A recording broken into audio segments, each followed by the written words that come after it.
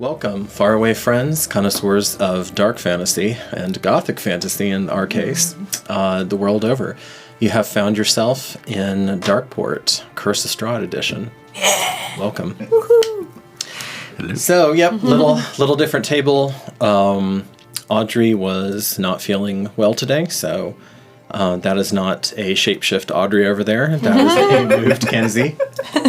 And this way we have a nice balanced table, y'all. Yes, just this once. Just this once. Do it for the balance. And I think we do have the names today for everyone. Yay, upgrades.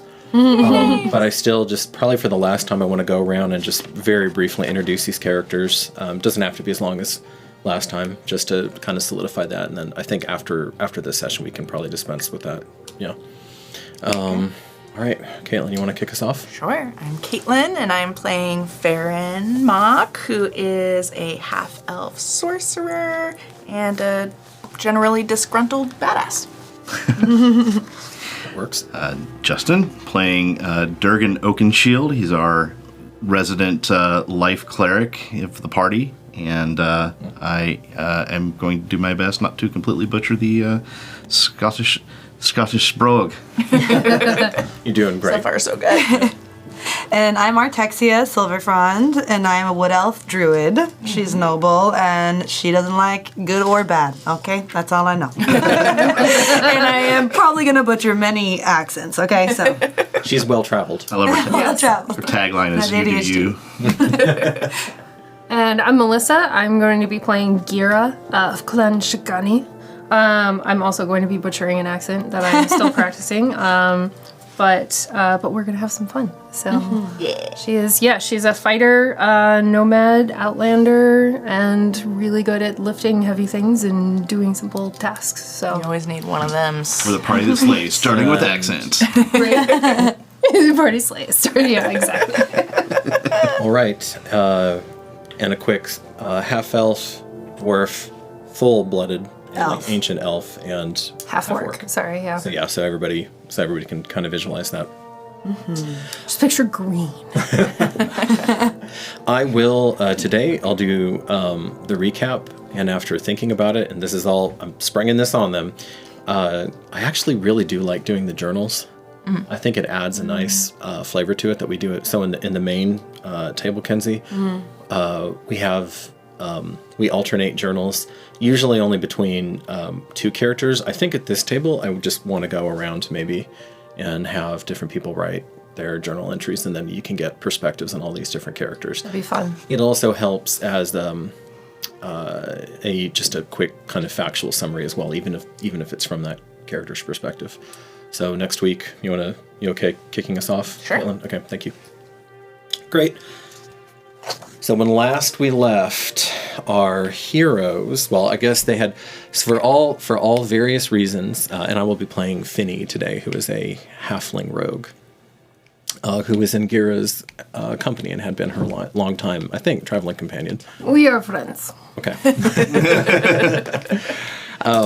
And for various reasons, all of these and there is also a fairly complaint-prone Yes, we can't forget our new friend. will worker who's with you named Morgathy. I love him. Who is a very tall, blonde-haired, crystal-eyed high elf and so all of you were making your way over toward Ice's End, which is the elven capital of High Terra. So a near utopia, at least from the elven perspective, where disease, poverty, banditry, etc., has been all but eliminated, as well as a lot of freedoms and a lot of potentials in this world. And the group assembled in this glade. For different reasons, they had opted not to take the moon gates. They had opted to, which are essentially teleportation gates. And they had decided to make at least this last leg of the journey on foot. Although I think Gira and Finny had been hoofing it for a good while longer, probably Artexia as well. Yeah. And from there was some discussion. A mist rolled in eventually. Who was on watch when that happened? I was on watch with Finny. Finny. With Finny, yeah. That's right. Yeah. So you had Durgan, that's right. You had Durgan and Finny on first watch. Mist rolled in. Some weirdness ensued. And I think y'all figured out pretty quickly, because High Terra is a sophisticated world. So you have concepts like a multiverse, you have concepts like time travel, all that stuff exists in that world. So you figured out pretty quickly that you had been displaced. You didn't know where or how far, but or even potentially when, but you knew that you weren't in Kansas anymore. And then you encountered two rather odd purple-skinned children, Rosavalda and Thornbolt. Rosavalda being the older sister, Thornbolt being the younger stuffed doll-carrying brother. And they told you about a monster that was in their house. And the eponymous house showed up behind them, conveniently out of these same mists. And Finny was the only one of the characters. Too bad Audrey's gone today, but Finny was the only one of the characters to see the pale girl, because Finny has a really high passive perception, and the pale girl is a character who will probably be making additional appearances. The party went inside of the house, and that is where we are picking up. I debated on drawing out a map, but just for clarity's sake, at least on the first floor, I do have a map drawn, which I'm going to lay out if you guys explore more of this place. Okay. So, I think Finny was still outside. Finny and I'm standing in the doorway, and Finny was right with me, but I think technically inside. Yeah, Finny was. I know he was right by me, and Finny I'm was in the like doorway. lingering at the threshold, I believe. And the rest of the party was in, and Artexia, you had been called to this grand red marble staircase that spiraled up. Yes, I can't see you all had the a way up special it. moment with it. Yeah. You'd gone Had a to moment. it, and you had a glimmer. You are from one of the founding bloodlines of the Elven.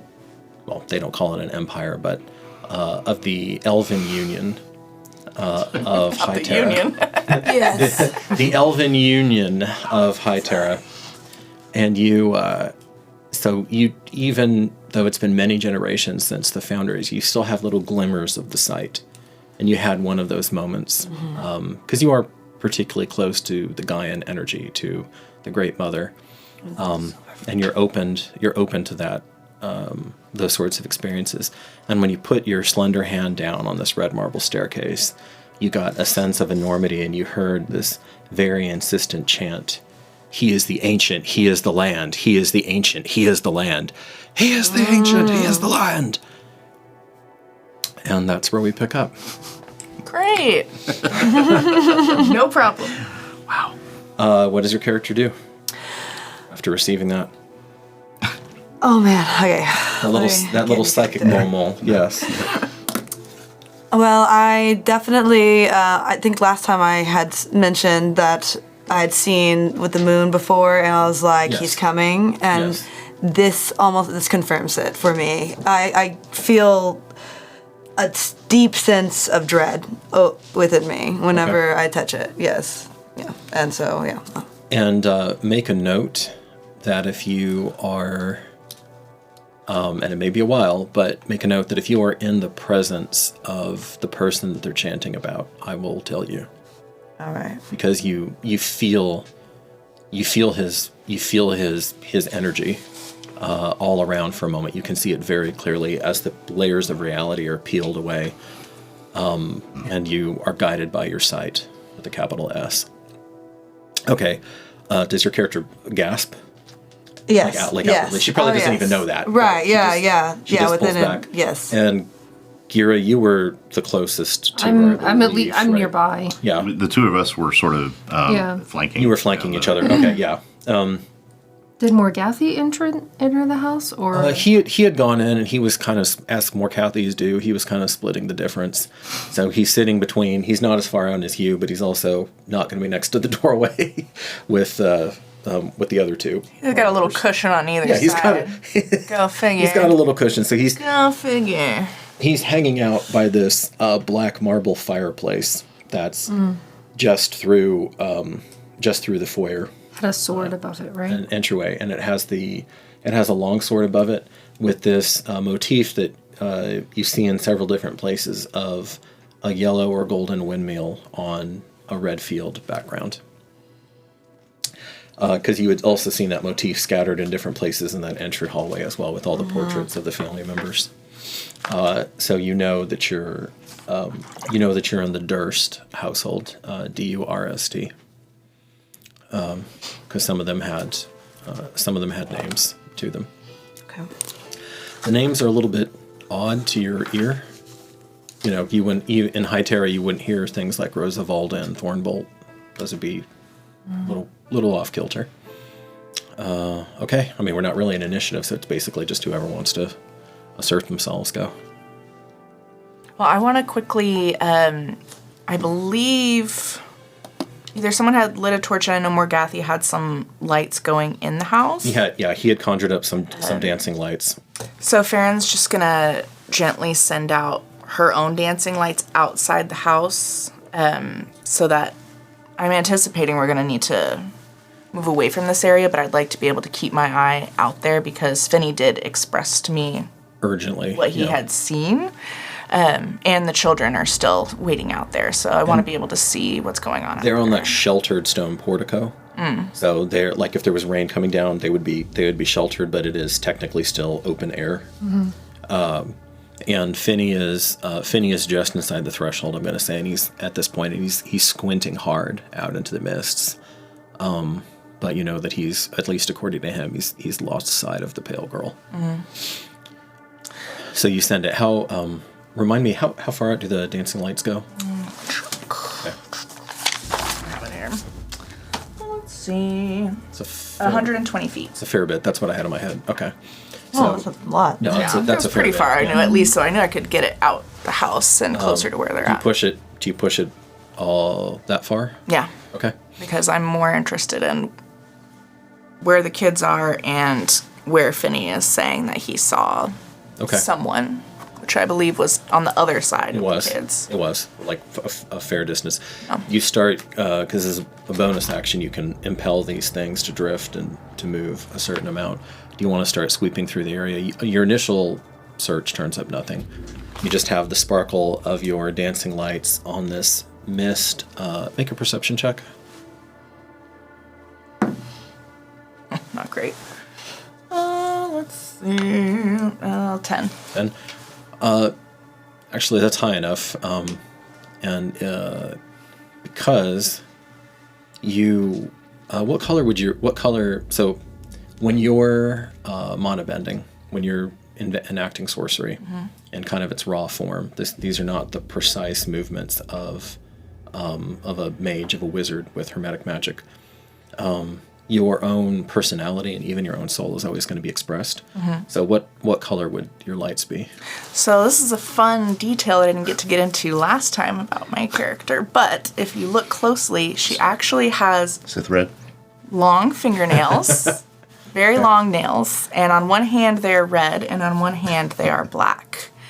And so she uses different hands to do different things. She's using her red fingernailed hands, so these have a slightly warm, not quite red, but a warm hue to the light. Okay. So you know that's I love that. That's cool. That's I've actually that's a new one on me. She's funky. So you've cast it out, and as you watch, obviously you know your own handiwork intimately. You see that your light begins to take on a more washed out tone. And maybe there's like a slight sepia to it now. Love that. Hey. But as this somewhat altered light glistens out for roughly 40 feet. I believe it's 20 and 20, 20 bright, 20 dim on those. Maybe it's 10 and 10, but regardless, it's refracted back by this mist, and you don't see any evidence of another person out there.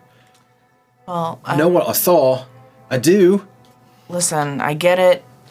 Weird stuff's going on, so I'm gonna take you at your word this time, little guy. He swallows. We'll keep the lights out there.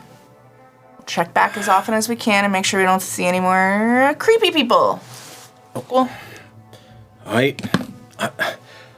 I'm needing a bottle of water, and he kind of gropes around and tries to find some sort of water. He's groping. Why don't you go ahead and I'll just grab him and literally shove him between my legs, just like through me into the house. Okay.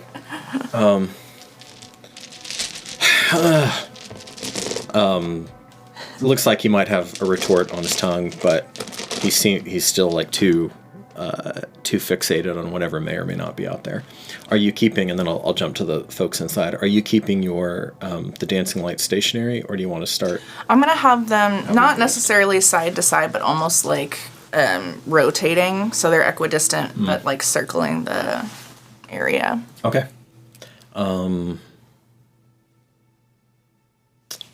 Make one more perception roll. That's better. 16. 16.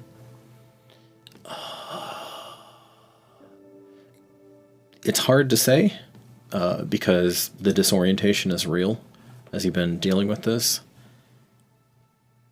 There might, as you go through like maybe the second rotation of the lights, you think that the foliage that you're looking at might be the second pass or even the first, and then you confirm it on the third, so this takes a while. It's withering.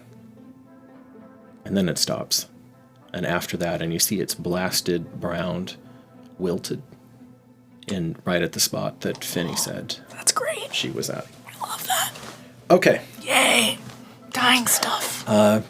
When I'm inside, I have no idea what's going on. No. 'Cause I'm all, This is we're all. by the stairs. This is all. Okay. You're I am actively not sharing anything with anyone at the moment. Okay.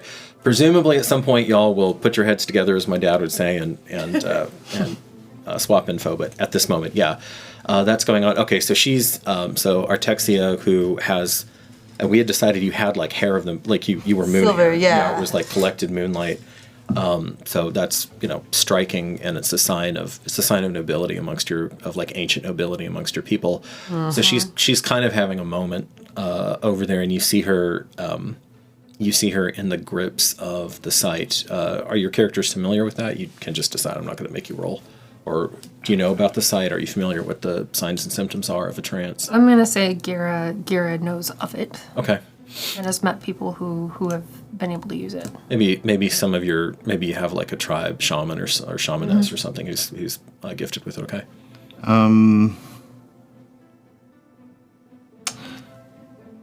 Probably.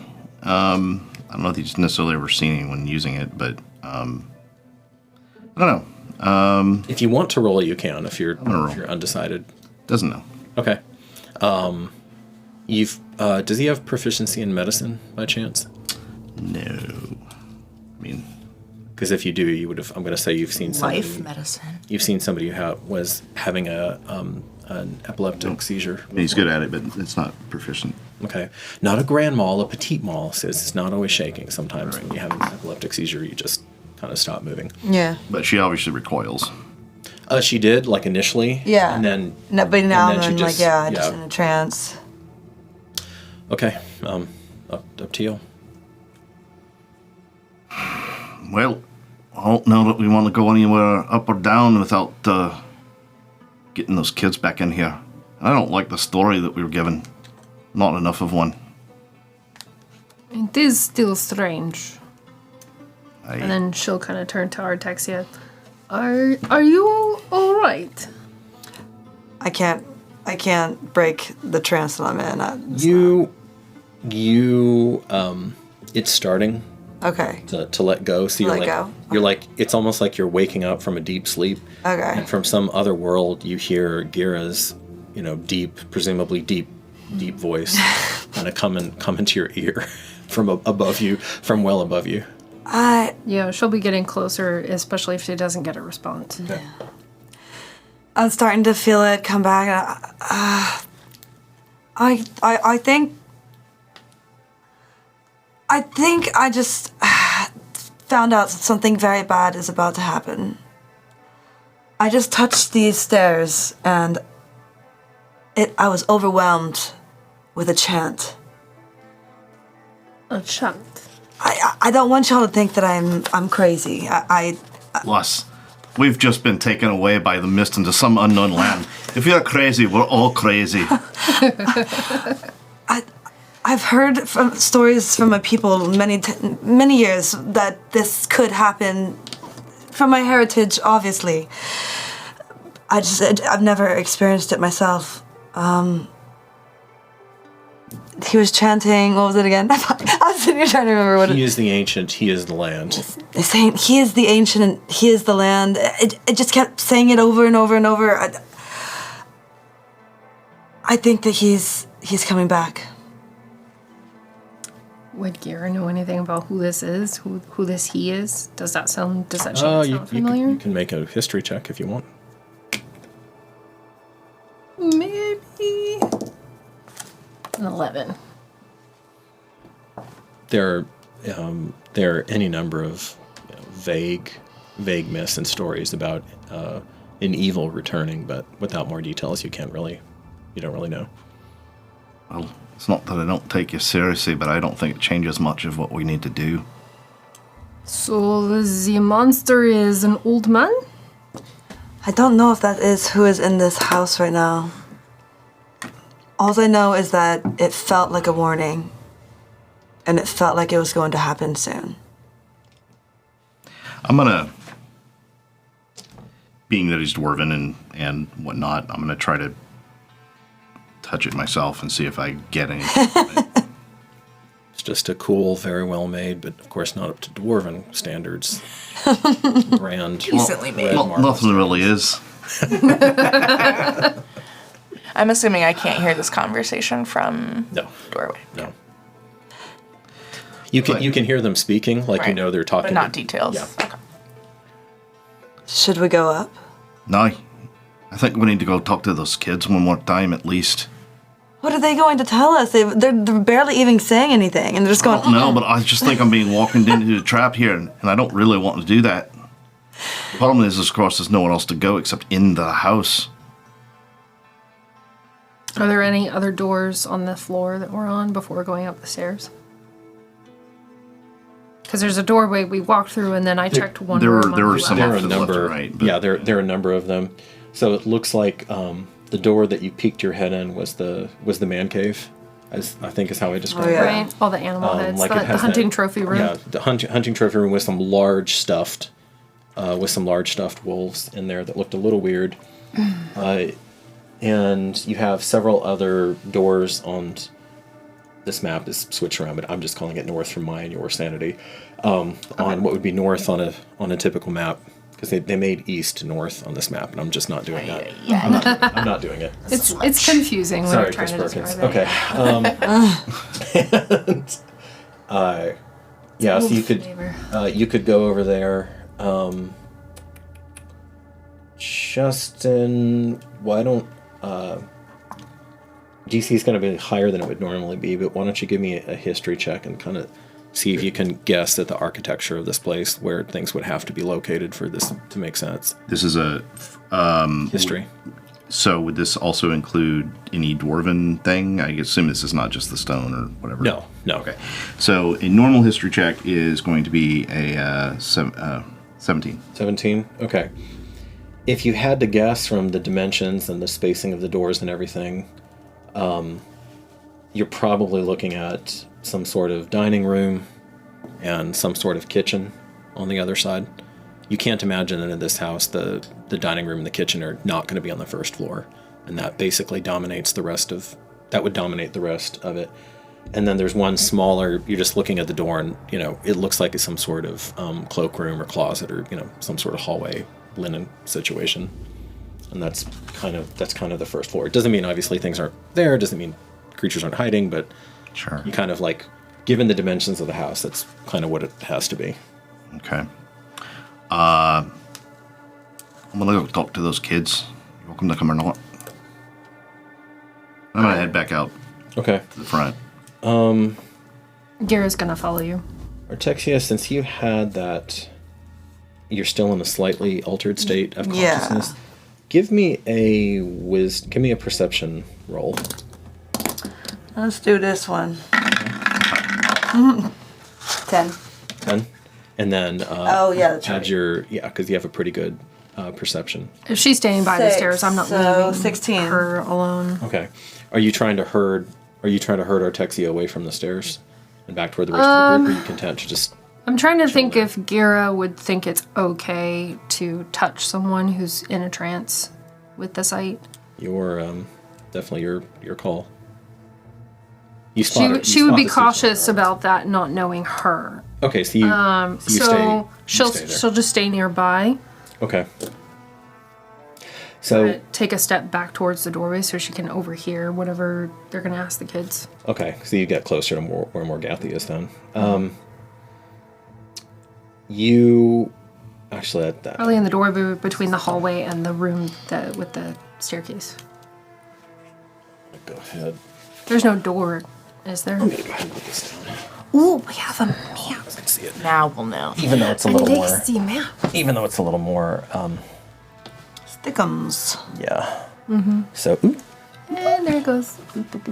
You want...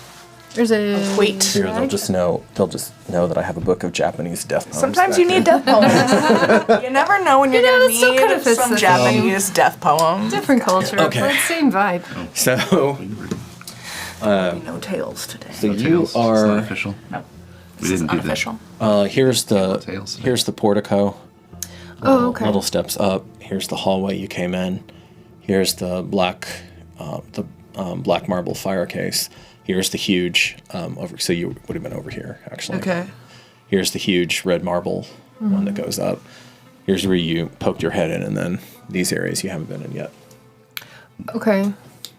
Are there actual doors between the hallway and the center room? These green ones are doors. Okay. Then she's going to basically either hover in the doorway or just in the main room side because Artexia is She's still here. So at the bottom of the stairs. She's not leaving her alone. I'm slowly becoming aware that obviously something is going on around where they are, and even though I'm in a trance-like state, I definitely don't want to be the only one by these stairs where I can't see up. I don't know what will come down. Gira's staying with you Yeah. while that's going on. Only trance around. So you have Mm-hmm. you have the situation where your eyes I'll do this without self-reporting, where your eyes fall on these like weird little wooden patterns, and as you stare at them and your subconscious starts taking them in, these patterns start resolving into recognizable shapes for you.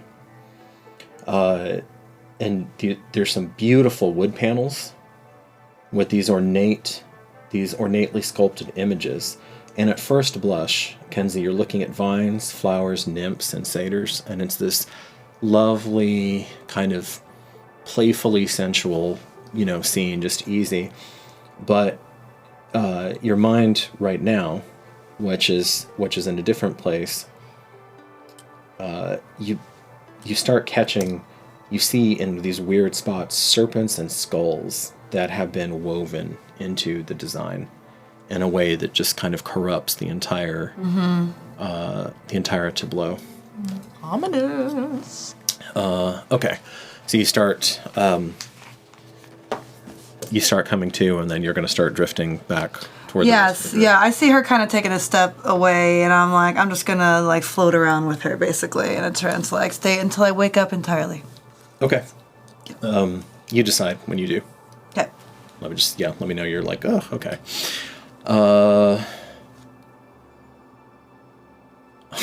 Caitlin, you're just out there. Make another perception roll. You just need a perception machine over there. Oh, that's a 1. Okay. For a total of 4. Fortunately, ones don't auto fail. They're not an checks. Autobot. Yeah. In Curse of Strahd, they actually do encourage you to make them a little worse than 5e, but I'm not going to lean in too much into that. Cool, thanks. You out here. Goodbye. You do see You're done. that the mists are beginning to... there's some sort of... something happening with them, and Tinge, and as you're kind of squinting, for some reason, it's almost like an allergic reaction. Your eyes just are really bothering you and watering up, and you... This can only be good. Yeah. Okay. And so you're, at least for the next couple minutes or whatever, you're not going to make any more perception rolls out there. Great. I'm very useful on this doorstep right now. And this is Morgathi as he's looking around. Well, don't just sit over there. You're going to drown like a chicken looking up at the rain. Come back over here. We need to consolidate. I need my meat sheet. I mean I need my lovely traveling companions around, and Why don't you go find an armchair or something, dude, and stop talking? The sound of his voice makes me snap out of it immediately. And I'm like, oh god, here we go. All right, there you go.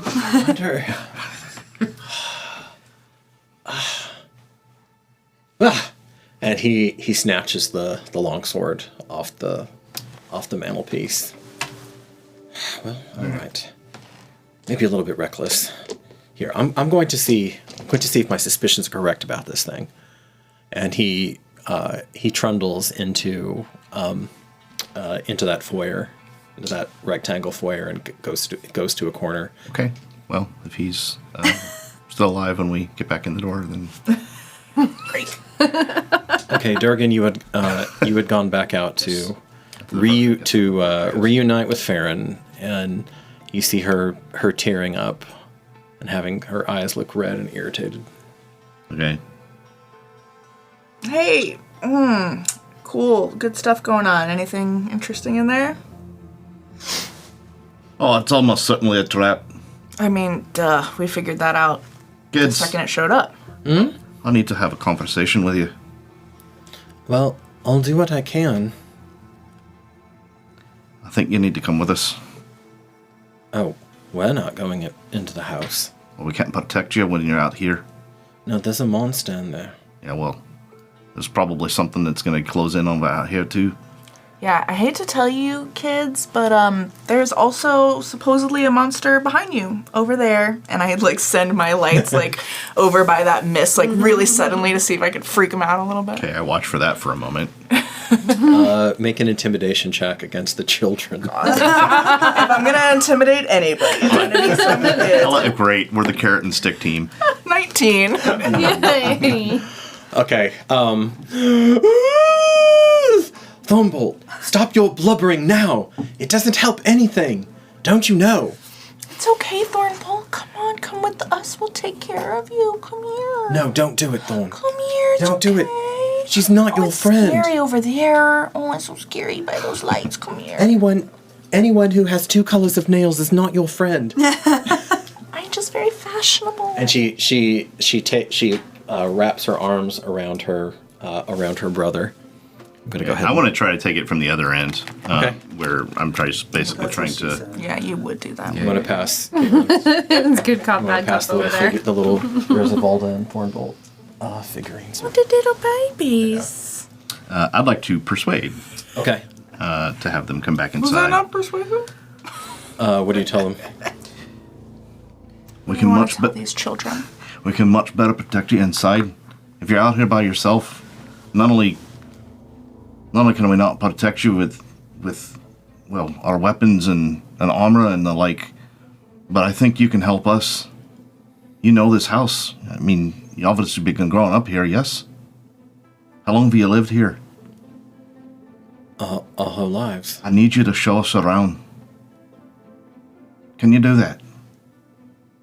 That's good. Make a persuasion check.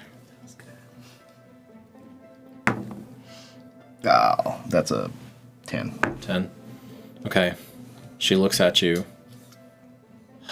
Well, and then Thornbolt. gosh darn that. Mm-mm. And he stomps his little feet, and then he takes this distorted-looking doll, and says, "You're tricking us," as the doll, and kind of waving the doll's hand at you. Well, what would you be tricking you? In We acknowledgement. didn't volunteer to come here. You're the one that asked us for help, remember? He plops down on the portico. "Stop sulking, Thornbolt. Don't. Your lips are ridiculous right now."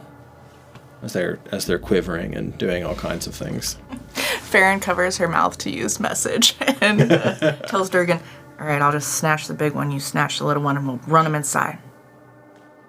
I don't even respond. Okay. You know the message went through. Yeah. He just tries to play it stoic, I suppose. You see, meanwhile, you see Morgathi drawing out, just tracing various runes on the ground at north, northeast, southwest. He has this longsword with the sigil in the center of the space. He's sitting cross-legged before it, probably, maybe a little bit oddly, his back to the rest of the room, so he's a little bit vulnerable, but he's just trusting that you guys are, going to run interference or whatever. So he's fully concentrated on this thing, and for those of you, I guess probably you're the only one who would know, it sounds like he's taking the slow. No, you're a caster as well. So he's taking the slow way around to conserve his energy. He's building it up and using the ritual of it instead of his own power. Well, it's funny. I was about to do something, probably maybe even the same thing. Okay. I feel like I am going to just sort of make myself at home right out on the porch in a nice, comfortable place.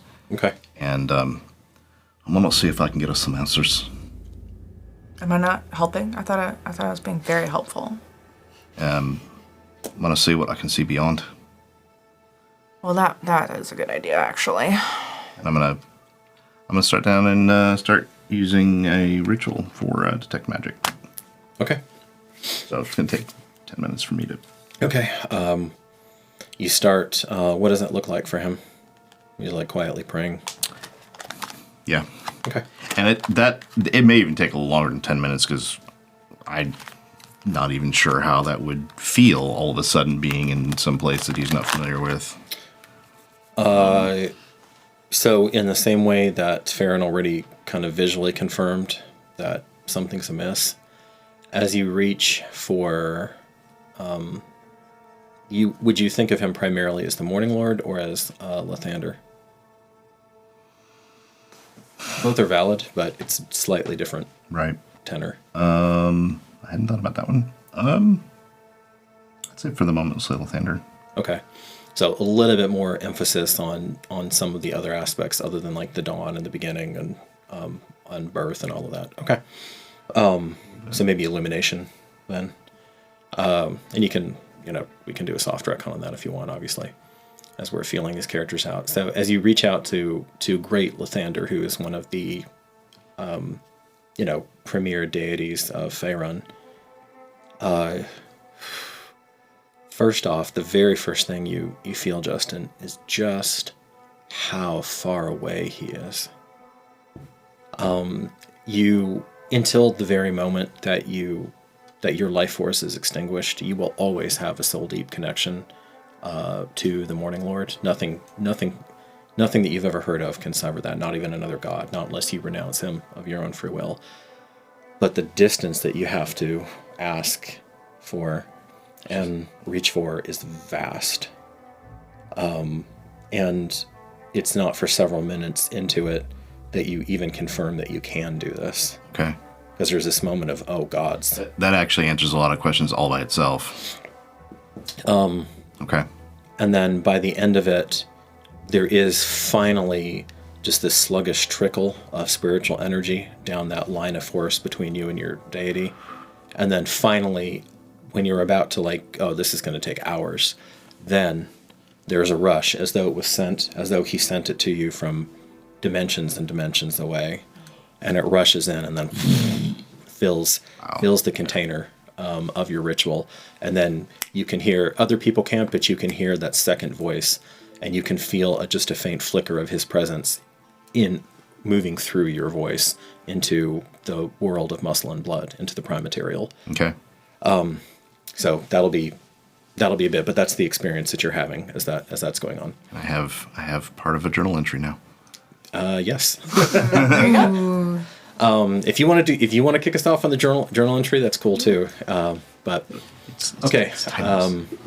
Who else is doing stuffs? What are your characters doing? Have we checked the fog? Like, how can we go into the? Have we tried going like just into the I fog? have the lights over there, but that's about it. Well, Yeah, so after having this vision, I'm starting to suddenly, I wasn't even supposed to be here in the first place. Like, I wonder if I can just You can just walk your happy ass out abandon of here. everyone. Yeah. So I actually don't like this. This kind of sucks. I'm gonna gander outside fair. and. You just walk right past the kids. That's fine. Yes, Yeah. I find a rock or a big stick and I toss it into the fog and see Oh, if hey, something happens. maybe be careful. There's like a creepy person somewhere in there. Listen, there's creepy things all around me at this point. I think that I just want to see if I can, check out the fog or something, and then you guys can go inside the house and do your thing, right? What do you mean by check out the fog? What do you... Listen, I don't know you. You can do whatever the fuck you want. Mm-hmm. Just trying to be cool and say, the fog seems sketchy and dangerous, and if you walk into it, not sure where you're going to end up. Take a little look the at rock those is for. leaves over there. And I try to, point out the dying plants around. Oh, yes. The fog swallows up the rock. Do you look where she's trying to point, or are you focused on what's going on in your little experiment?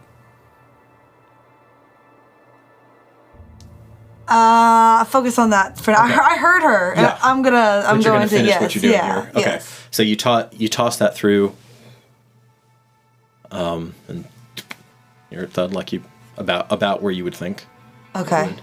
So after hearing her, she's like, "Those things died." I'm like, "Well, a rock is pretty hard and not living. Maybe I'll try something with a live leaf on it of some Okay. sort." No, that's reasonable.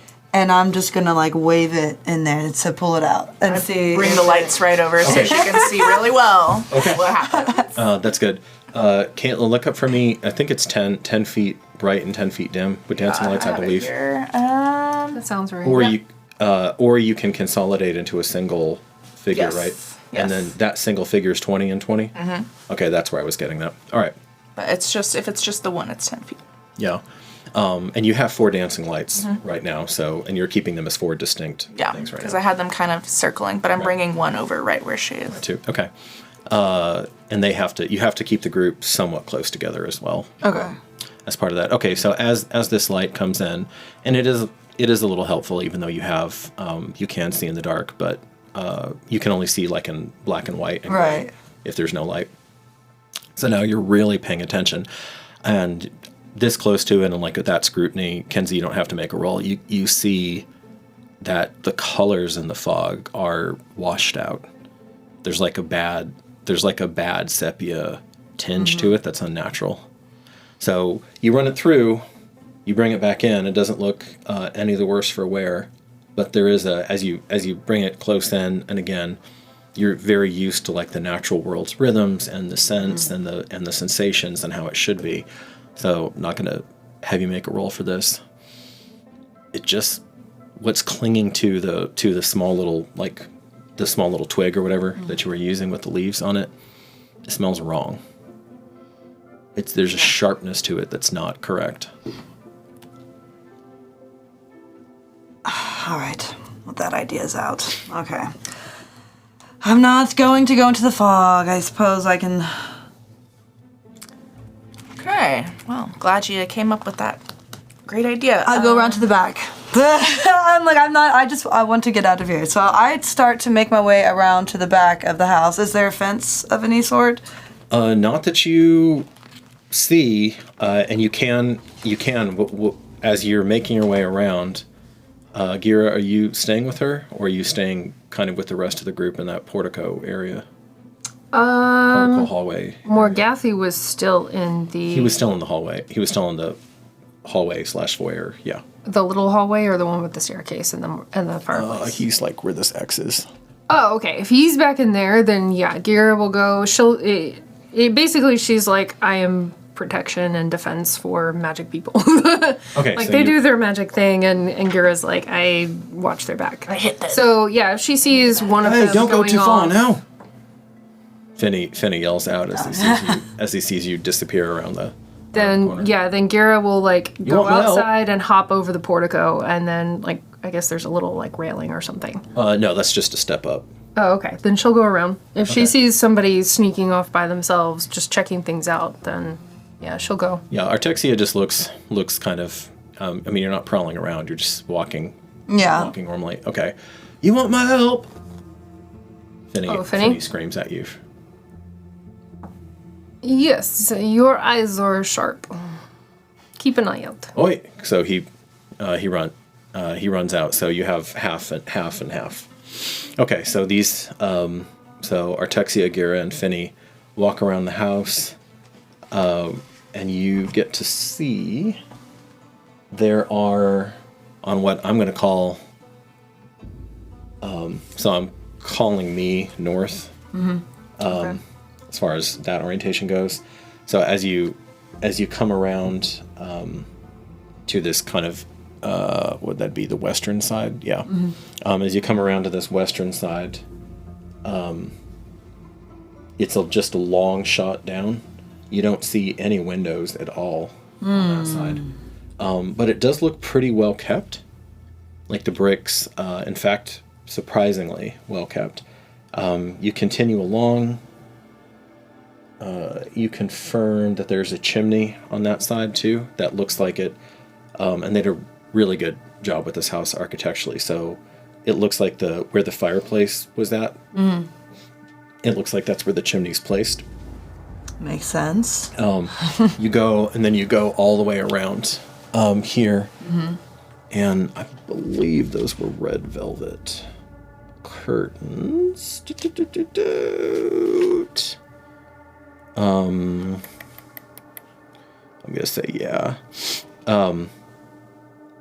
One of them, and you peep inside, and these are pretty grand windows, and you're looking into a well-appointed dining room. So the centerpiece of this wood-paneled dining room is a carved mahogany table surrounded by 8 high-backed chairs with sculpted armrests and cushioned seats. A crystal chandelier hangs above the table, which is covered with resplendent silverware and crystalware polished to a dazzling shine. Mounted above the marble fireplace, so there's a second black marble fireplace in here, is a mahogany-framed painting of an alpine vale. So you're looking through these big windows, and you can kind of see inside of this rich... Are the windows on the back or north side, or the west flanking the fireplace? So there's no windows. they're here. Boop, boop. Okay. So there are no windows at all through here, and then Okay. window. Okay. I'm sorry about that. And I think Gira's keeping one eye on the house and one eye on her and one eye on everything else. She has like 3 the eyes. vista. and he's like, Yeah. watch the house. She's just kind of bouncing, checking this, checking that. Okay, she's still watch there. the house then. I got the outside. And so he basically is just keeping his back to the house as she'll you're nod. walking. Okay. Yeah. So that you They probably have done this before yeah. or something. Got a good like that. routine. Yeah, they do. But so the fog encompasses the whole. There's no It's exit. a lot. The fog is a lot closer. So you know how you have like that corridor in the front of the house, around the sides of the house. The fog is not that far off, Kenzie. And as you're watching, you see it's slow, but it's beginning to creep. The warp bubble shrinking. You finish. The warp bubble is shrinking. You finish moving around. You do note on the third story. Kind of caddy corner. So if that third story balcony is like roughly here, there is a third story balcony roughly here. Okay. Okay. Again, you finish no windows at all on the east side, and now you're back to the portico. There are a there are 2 windows in the man cave, like say like here and here or something. Okay. There, and so a couple windows at the front. And couple windows in the front, a couple in the back. Bank of windows In the back. and that's kind of it. And that's it, yeah. Windows. None on either side. And nothing on either side. Really? Interesting choice architecturally. As we're walking around, Gira is going to be kind of checking out because she's got some proficiency in survival. So landscape, plants-ish. So I want her to kind of look, see what feels familiar, what doesn't. What does she kind of pick up? Are you looking for evidence of activity, or are you looking for the natural landscape? Yeah, I mean, she is keeping. She's not one to really think that children are that much of tricksters, like with serious things that they seem genuinely afraid of. So if there's a monster here, she wants to see some evidence of that. So yes, she'll be looking for some tracks, but also just kind of like is this normal for this landscape? These weird effects. Which one are you emphasizing? Probably tracks first. Okay, roll a survival check on that. Did we already do a magic check on the children? Working on it. Yeah, No, he's gonna, building it up. by the time you guys make the circuit, he'll have finished his ritual. 30-20. 30-20, okay. You go around. Thank you, Constructed Chaos. I'm always going to say it that way now, or at least have it in my brain. Because at their table, it's not a dirty 20, it's a dirty 20. Dirty 20. Not the 20. So you... Sounds so French. Okay, so you go... it fits, yeah. You find an odd lack of evidence that you have anyone out here. You can't imagine a house of this size and grandeur not having servants. You know how humans are. Mm-hmm. And they would have been doing something to keep up the landscape, most likely. Nothing. So... just out of curiosity, how well manicured was the yard? From what you can see, When we showed up. there isn't really a yard out where you can see it's... everything's out beyond the mists, and then you have these weird little stunted trees and gnarled bushes. Okay. And then at disadvantage, because you're having to split your concentration, make a nature check.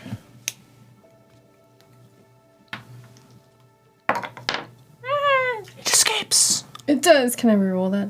Or no? Does that count? You decide, so for the rest of the campaign, if it jumps, you keep it, and if it... if it jumps. Okay, if it jumps, then reroll. As long as it's consistent. Roll. And it got worse. No, that's a 7 plus 1, so 8. 8. Okay. You're really not sure. You don't have a basis of comparison. Okay. Gira doesn't spend time in fancy places. Make a perception check for Finny.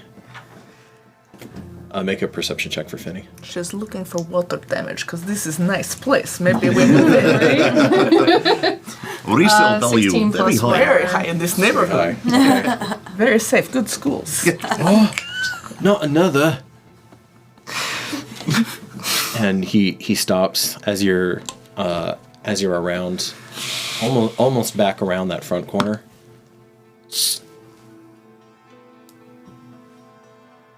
Gira will turn around and look for without making any noise.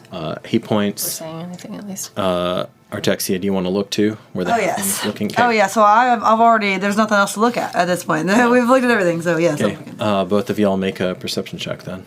All right, I'll do this one. I emptied out my fairies, so I can use this. All right. 19. 19. 7 plus 6, 13. Okay. 13's probably right on the edge, but Glory, one might say. okay. So you're with the 13. You're looking out there, and you think you see the outline of someone out in the fog. It's thick enough that you can't really tell details. With a 19, this does not look like a girl. This looks like a tall, like statuesque woman who's out in the mists. She also is quite the opposite of pale. She has quite dark skin and she's wearing what looks like a stark white dress, but you can't and then the fog kind of drifts and She goes away. she goes away. It was Finny that saw that. Well, Finny spotted something Okay. out there and then pointed. Okay, so I saw dark-skinned lady, white dress. And you hear something drifting on the wind. Make a roll. I'm not going to tell you what it is unless you succeed at it. Because even just telling you what it is will give away too much. Pressure. I rolled a 12. 12? Okay. Do I add anything to that or no? You think you hear, you've been exposed to plenty of that. You think you hear a little bit of Old Speak, which in my campaigns, of course, is the verbal component for a wizard spell. Okay. But it's quick. It just kind of drifts. It kind of drifts, and the sound is distorted in the fog. So we do. Can I tell any kind of intention of the person? Does the Do they voice sound kind of nice? match what I saw? It's so brief. You can make an insight check, but it's going to be a really high DC. Let me try. Go for it. Just try. Just try. Add believe in you. proficiency. We'll see what happens. Nope. 20. That not working. Well, I rolled an 8, so I with the insight it's a 12. Yeah, so so- you said high DC, Yeah, so probably not not. high enough. Okay. It was just you're still trying to decide if you actually heard what you heard, let alone reading layers into it. Could I tell if it was a male or a female voice, or was it so It's- just indistinct enough I couldn't really? I mean, you rolled pretty well on the perception. It sounded like a woman's whose voice was perhaps deep enough to be at the upper range of a male registry, but still definitely had a feminine quality to it. Did like the a smoke- sound of like- the voice look like it matched or belonged to the woman that I saw? Could have, yeah. Okay. Did you see that? I did.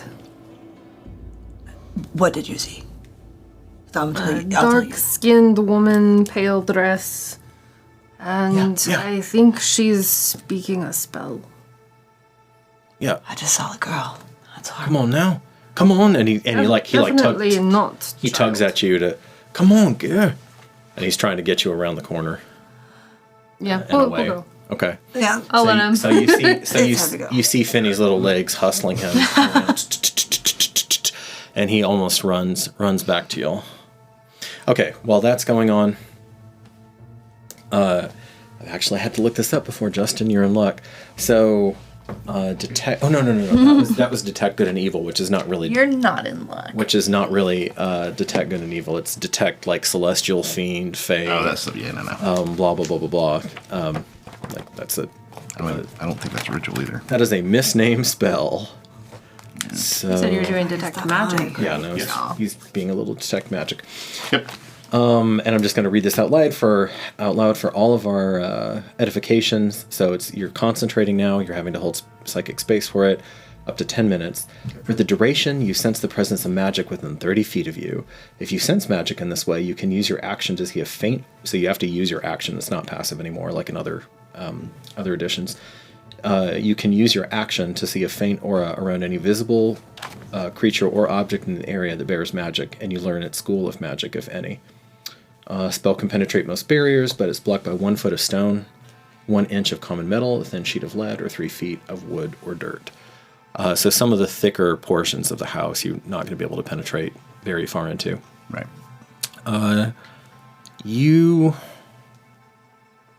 So when you open your eyes from this prayer and you feel Lathander's presence, albeit attenuated, it's enough that you look at the children and you do see that there's some sort of have to be careful to keep this terminology general because I want to say well working. No, go But ahead. Shenanigans. Some shenaniganly. there's a flow of mana, of I guess what in Faerun would be the weave, but there's a flow of magical energy that's around them, and maybe even through them. It's subtle, Okay. And it's not slap you across the face, but it's definitely there. Okay, so did you get anything on the kiddos or anything else around here? What's their deal? Oh, They're freaking me out. they're not wholly natural. Okay, back. Go figure. Shocked as I am. I want to go into the house. Okay. And do I know about the layout that we see there? Like the kitchen, the pantry, the whatnot? Ish, because you made that earlier architecture roll. I want to make a beeline to the kitchen. Okay, you go to where you think the kitchen would be. If I don't know, I'm going to go look for the kitchen. You bypass the obvious cloakroom, and then the richly pointed doors that probably lead into some sort of formal room. And you go to the dingy, to the not dingy, but to the more just plain kind of everyday door, and you're like, yep, that looks like a kitchen. And it sure is. I am looking for food. Okay. You're in this kitchen. You see a dumbwaiter in the kitchen. Okay. If memory serves, the kitchen's a little oddly barren. So you confirm you're in the kitchen. It's tidy with dishware, cookware, and utensils neatly placed on shelves. A work table is a cutting board and rolling pin atop it. A stone dome-shaped oven stands near one of the walls. Pizza oven. How nice. I mean, yeah, you can make Farron a pizza. It's bent iron stovepipe connecting to a hole in the ceiling. Okay. Behind the stove and to the left is a thin door. Do you open that door as well? I do. And you were looking at a well-stocked pantry. There's actually food in here. All food in the pantry appears fresh. You're not seeing... I want to study it, as it were. Okay. For magic food stuff. Here. Okay. So... actually, I don't know. If anyone else comes in behind me, I don't know. But I don't think so. I didn't follow you because I'm staying in this spot. Yeah, and those three are already accounted for, and Morgathy's definitely not coming in with you. So, I'm not just gonna hide away from them. But I'm looking for something very specific, and I want to know. Yeah, I'm trying to prove a hypothesis. I'm trying to decide how. How that would manifest for that, because that happens with that. So okay, yeah, it'd have to be that. So you're looking. It has to be that, Justin. I don't know what just happened. Apparently it happened. Now we great. know. Make an Arcana check.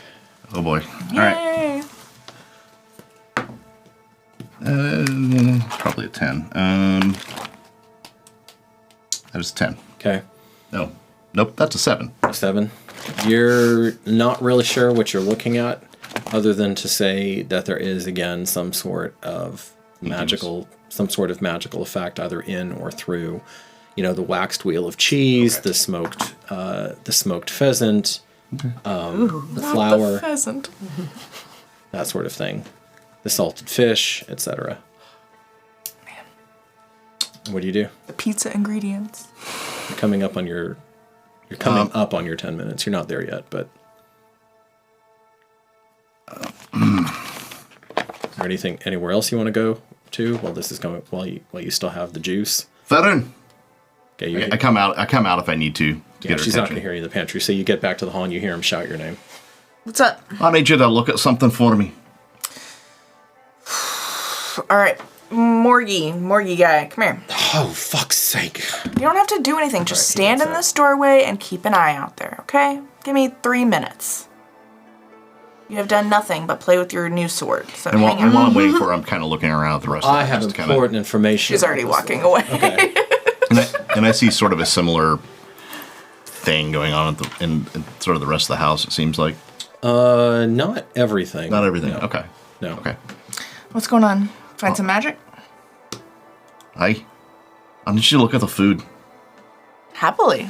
There's some sort of magical aura on it. That's not normal. Can you see if you... Well, is there something you can learn from it, perhaps? You know more about these sort of things than I do. I don't know. I mean, if you know it's magic, I'll take a look. I don't know if they're doing it just to preserve the food, or if it's not real. Want me to tell you what I'm thinking? I'm thinking that maybe those kids out there aren't what they look like. And if there's nobody actually living in this house, I wouldn't expect to find the food. But there it is, just perfect as can be. This is a lot of food too. It's kind of weird. Okay, so you do walk in and you get back to the pantry. Okay. Could I roll like Arcana or something to? I'll go back there with her if you need me. Unfortunately, you can't see what he's seeing. Yeah. Okay. So it just looks like food to me. Oh, but she sees the food. Mm-hmm. Okay, it's not that the food's not there. It's just like okay. This pantry is empty. It looks like food to me at this point. If you want to, you can make You got the fancy sight right now, not me. Go ahead and make an Arcana check. There's something that may or may not occur to her. That was a rough shot. Once removed, no. There's something that kind of bothers you, some possible explanation that's floating around, but you'll have to think about it longer for it to resurface. I don't have a great feeling about it, but I don't have a great feeling about literally anything going on with this creepy, fucked up house. So that's nothing new. Did you look around though, see if there's any other weird magic going on? You should look at that more gothy guy's sword. All right. That sword is, it's kind of cool, but I don't really trust it. I start to gander in because we've been Let me outside. talk to you about this house. Well, this is all basically happening at the same time. So let's finish with that. I see. Okay, we'll walk over towards McGathy, I guess. Okay. Look, this place, I can't decide if it looks lived in or not.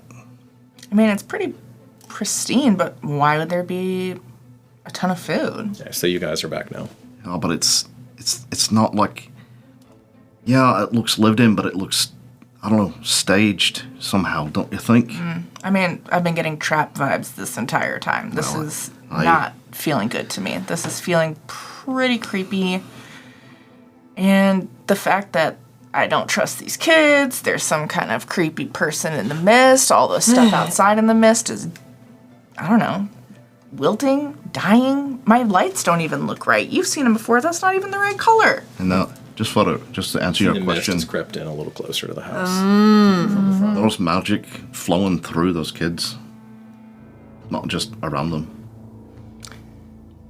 I don't. So know they what might that not be means. real kids. You sure you don't want to just grab them now? They're not even real. Snatch them inside. We're not hurting anybody. They might not be real kids. Maybe not. Let's figure out what this guy has to say. Okay. We'll defer our. Okay. We're gonna go figure out what McGathy's got to say. Now you deign to hear me. Well, how wonderful, darling. Here. I'll look and see if it's magical. About the time you're looking, your sight fades. At the very last moment, it didn't look magic. But he says, well, disappointingly, this looks like really doesn't have a drop of magic in it. However, some sort of transmutation magic, conjuration magic, made it. Your sword? This thing, yes. I guess it is mine now. Does he actually look like he knows how to use it? Like a nod. Like maybe a little surprising. Yeah. But he just whipped it around, and he's like, Those elves, man. "Yep." And I'm used to it, so. Unimpressed. Yeah, so I was like, You're like, yes, we all get Yeah, trained. whatever. so arrogant. What a prick. Kira is gonna walk up to the kids kind of slowly because she's got like her battle axe out, but she's just kind of lower it and make it clear she's not gonna hurt. Rose's eyes are big, and she's kind of taking in these little snippets of half whispered, half messaged conversations. And Gira will going kind of on kneel around her. down too, so she's kind of going down to the kids' level a little bit. Okay. Children, may I ask you a question? Of course. Where are your parents? I don't know. Mommy and Daddy should be there, and the servants as well. When was the last time that you saw them? I can't rightly say. I know it wasn't so long ago. What is the last thing that you do remember? Playing with a dollhouse. Shh. I was not playing with my dollhouse. I was inspecting I was inspecting the model of the premises. That makes sense. She was playing with her dollhouse. But even dollhouses, we must check for structural integrity. Better with these kids than we are, dude. Did anybody see the dollhouse when we were walking around? No, there was no dollhouse. There's no kid anything that we've seen yet. Not on this Is the dollhouse still in here, children? It is. It's in our room, I think. It has to be. Where's your room? She looks at you and kind of looks a little horrified. It's Tweak. she looks inside the house. I should know this. Why can't I remember this? I've lived here my entire life. And how old are you? 12? How long have you been 12? Sorry, that's Twilight. Did you actually ask that? It was a full Twilight reference. You're taking it back. How long have you been 12? No, I actually asked She kind that. of blinks. Yeah. Make a persuasion check with advantage. Where's your room? We're sorry. The question you've advantage? asked is Yeah, so you get to roll. You get to roll it twice and take the I do better. not have an answer at this time. We're really Please just try talking again to in an 5 AI. minutes. Okay. Damn it, Or Siri. you can roll 2 at the same time. I should have did that. I have so many dice right now. They're all in these names. Okay, well I had a 7 and an 8, so I'll just take the 8. And you said with the what? Persuasion. Alright, so only 3. So it's 11. 11. Still, it looks like you asked her something in just a certain way, and she looks at you for like a good bit. How long is anything?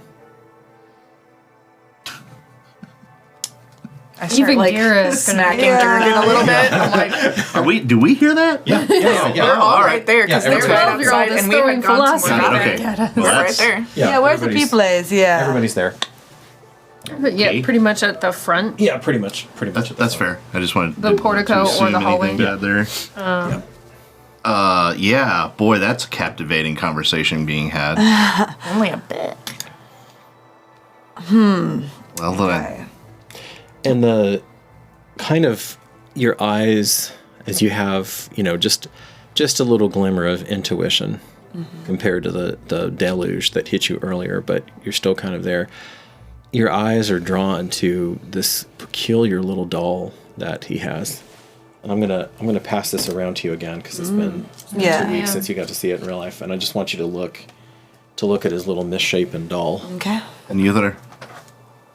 Did you find anything outdoors? She has one more question to ask the girl. Before I totally lose it. Where's my brain? We believe Does- in Melissa. Does anybody else live in this house with you? Well, of course. Father and mother and Nurse Teresa Nurse. and others, Others. the servants.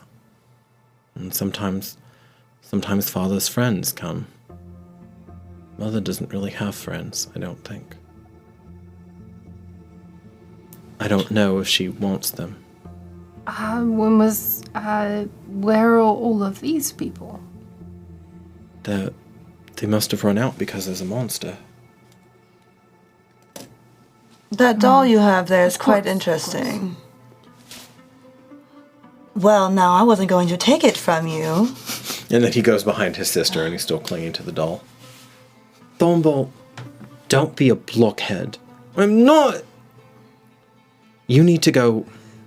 If you continue to behave this way, young man, you're going to go to bed.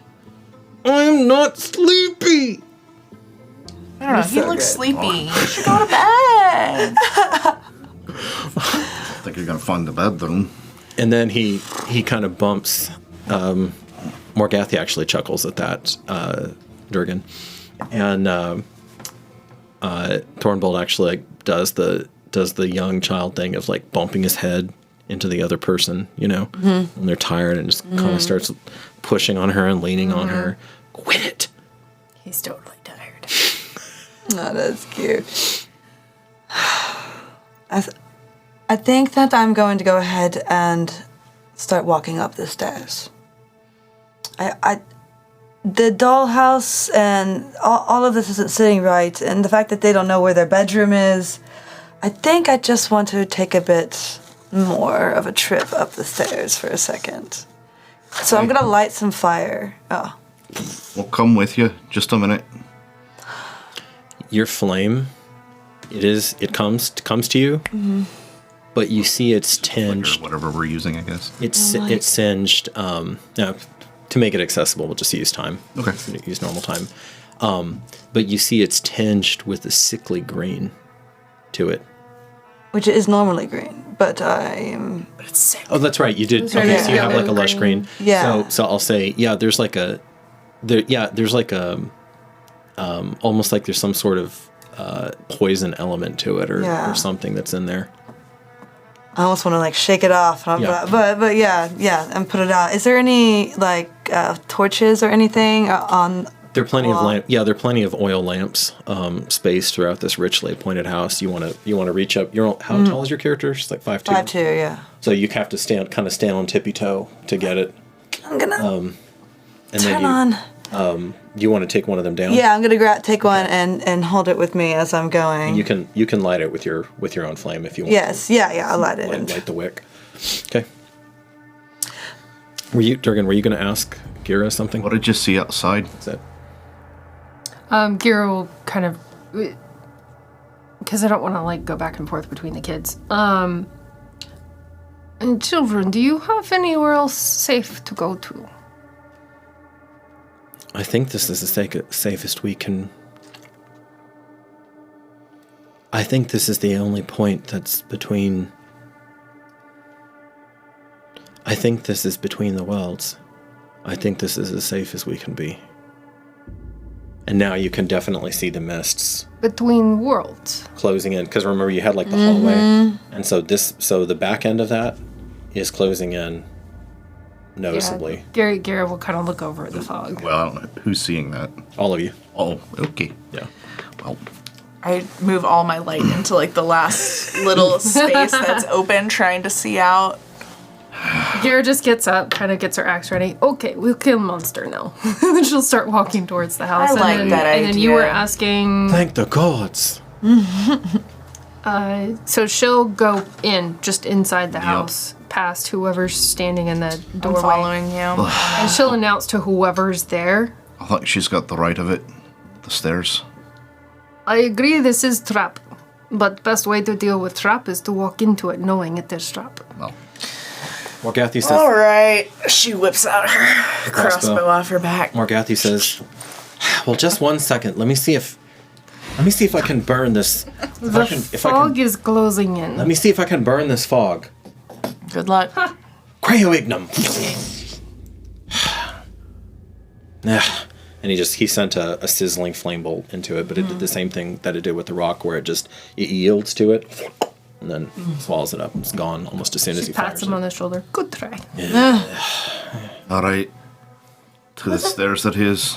Wasn't there another weapon here that, other than the one that Morgathi has obviously grown fond of, but wasn't there another one downstairs?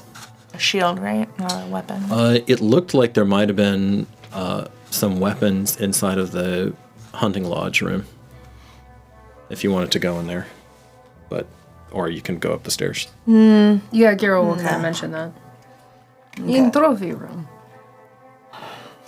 Well, just make sure that if he's going to Be be careful, using there that- is a large wolf. It dead.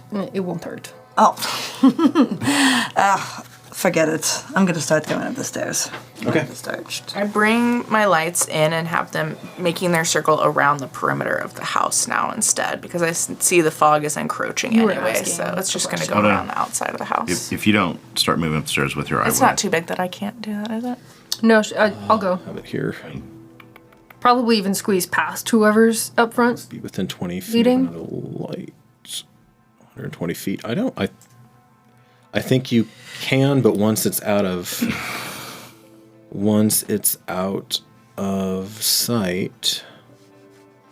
Yeah, because it has to be up to 60 feet to a new spot within... well, it's within range. That's a weird one. Okay, so can you just basically imagine the house and then have them moving out? I may reverse myself on this, Caitlin, but for now, just make an Arcana check and see if you can kind of like hold that intent as you're moving through the house.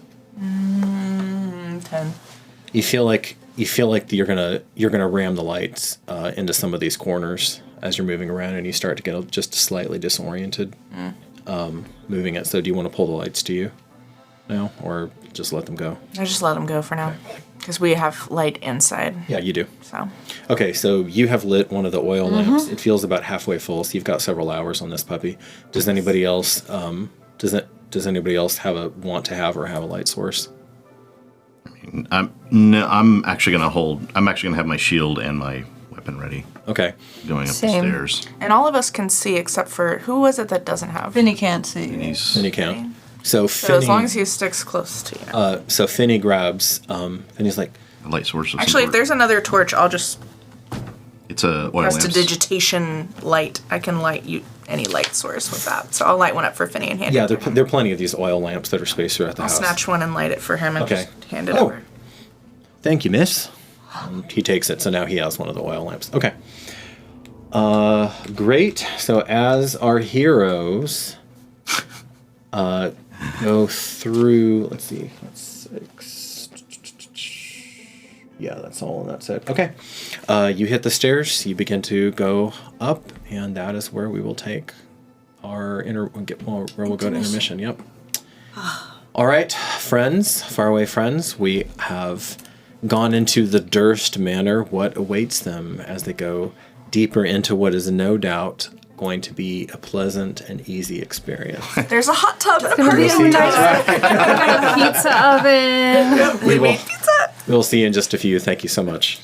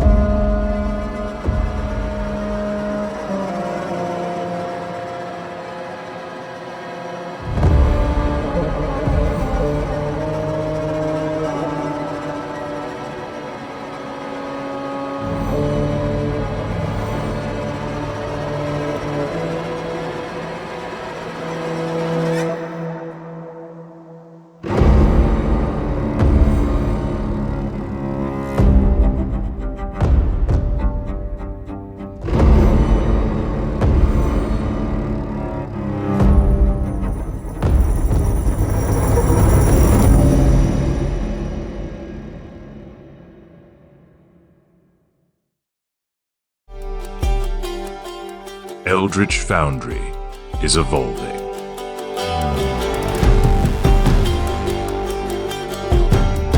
bringing you a virtual army of miniatures like never before in full tabletop-ready color.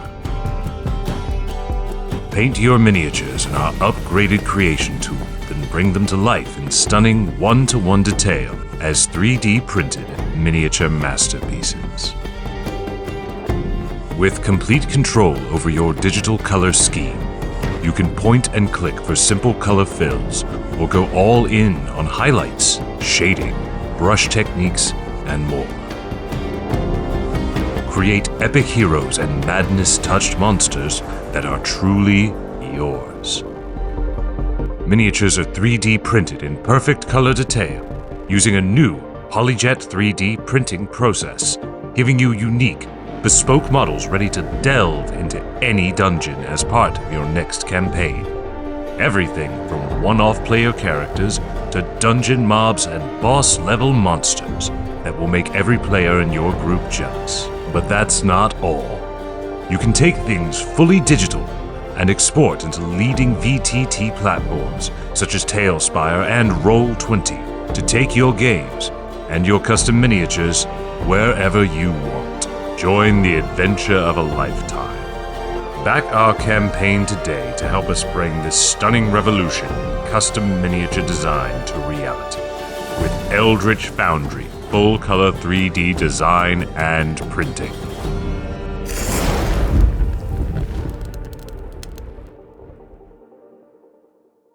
Greetings, weary travelers, and welcome to Constructed Chaos, a channel dedicated to all things D&D, including live play streams and podcasts, 3D printing, painting, crafting, homebrew content, and guides for players and dungeon masters alike. Join our Discord for even more special benefits, announcements, and free downloadable content. And until next time, go out there and make some chaos.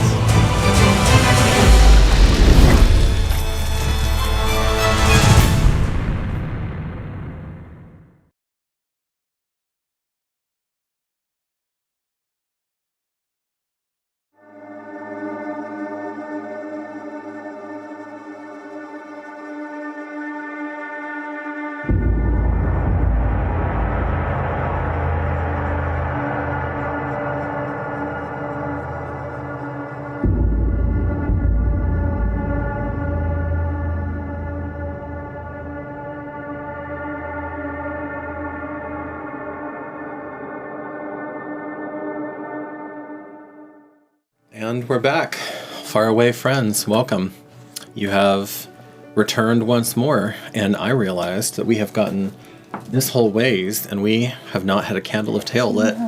So, that is for the other table. Let me swap out. Wrong candle. We can't tell that tale. We're not going to be a bakery. A shield. Thank God. Gives you plus I will 2. starve. So as long as you're using the shield, then you get an extra 2. Otherwise, you were at 14. Just filling out character sheets, because Or 16 with the Kenzie's shield. never gamed before. Tail Candle of Tales. lit. I can never tell. So, like, I have a shield as well, so I write down my lower one. It'd be much easier if I could just use Lit by- prestidigitation. Lit by the flame of purity. If you only want to No. get one, maybe I'll No, do no. that too. No. I forgot the You're candle. saying this is a two-wick problem? Candle. Oh my God. I can't. And Kenzie, it can be kind of overwhelming to try to fill out everything. So Sure is, brother. It is. That's good for now, though. if you and Melissa want to keep picking away at it, and then eventually you can have that whole thing written Yeah. out, because it's nice to have it for reference. Okay. Well done. Okay. The children, yes. They were Haunting you now. They were ribbing me about being creepy because I'm passing the kids around. They're so cute. That's one way of looking at them. And creepy. They're creepy cute. Okay. So, we go up that central staircase, and we find ourselves on the second floor. And this one, No, we've seen them. They haunted We us don't first. want they Like, I rejected the children. you rejected the children. So you get up there, and on the landing, so there's a door right on as you get to the landing. There's a door that would be like basically right here, just immediately on that landing. Into the kitchen. If it was the same. are we going up around this way or the other direction? I think up Yeah. And where do the top of the stairs land on the second floor? Oh, you know what? I had that. Is it like, do we make like a full No, you're circle? Right. No, you're right. It has to be the other way. My bad. Okay. So no, they would have gone here and then it come up. Okay. Okay. Which is what I originally had in my head. I don't know why I indicated it the other way. Good catch. So yeah, you're there. You're there at the kitchen, and in this upper hallway has almost the identical setup as this middle part. Because like I said, they did a really good job on keeping this house like this could be a real house, keeping it architecturally consistent.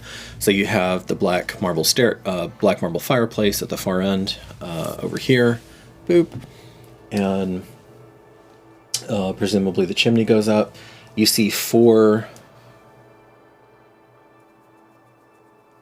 That's interesting. I might actually in High Terra if full plate would exist. I guess so. Yeah, I guess so. Although it'd be a little bit weird, not to you, but it'd be like. So you're seeing maybe for the first time in y'all's lives, you're seeing full plate mail, 4 sets of full plate mail. It's late medieval, early Renaissance, I think. That's human. That's full human sized. So you've seen full plate mail before, but it's how the dwarves tend to like to fight. But instead, you're seeing them just arrayed along there, and basically the simplest way to describe it is that they're both on the north and the south side. They're flanking double doors, so it's like 2 double doors that are mirrored to each other. And maybe next week I'll erase that and I'll draw them out side by side or something so you guys can see them. Yeah, you have them mirroring each other. And like I said, if my direction is still north, that would be on your left side as you come up. What do you want to do? So I think our 2 characters were going to try to, or at least she was going to try to move up first. Yeah, I would have tried to move around other people, so I'm heading. And I don't know how realistic it would have been for me to try to get up there either, but... Sorry, Durgan and Gira are up at the front? If at all Yeah. possible, yeah. I think the stairway... No, I guess the stairway is still... Even though it is kind of a grand stairway, it's not super wide, it doesn't look. So you'd still have to fight effectively, you'd still have to be one at a time, or you could, quote, squeeze into the same space. Okay. So who's actually in front? She's probably in front. I don't know how willing you are to let other people head upstairs because you sort of volunteered to step up. I'm first. annoyed that y'all think that I can't handle myself, but I allow it. I'm not going to try to squeeze past you. You're actually moving faster than I am anyway. Yeah. All right. So she gets in front of me, which I am okay with at this point because it's only one person. So. Okay. So I'm putting... It's not one after the Yeah, other. you're like, okay, all fuck in y'all. order, so there's I'm on no... the very end. I've been kind of watching behind us this whole time, like Okay. standing at the door, and now I'll just be on the end watching. I behind can't speak us. for her, but I mean, I'm going up these stairs in an obvious, very sort of defensive posture. Yeah, the Gira shield will is pull up. out the shield, specifically battle axe in the other hand. So you're between the two. You Artexia are between the 2 heavily armored people. Because I'm holding the lamp, I can't hold I guess I could hold one out, but I think I'd just rather be ready to cast like a spell of some sort of protection or something that I have. Okay. Which I do know I have, you guys. And then we have Morgathi being fabulous. No. Hey. Boop. Okay.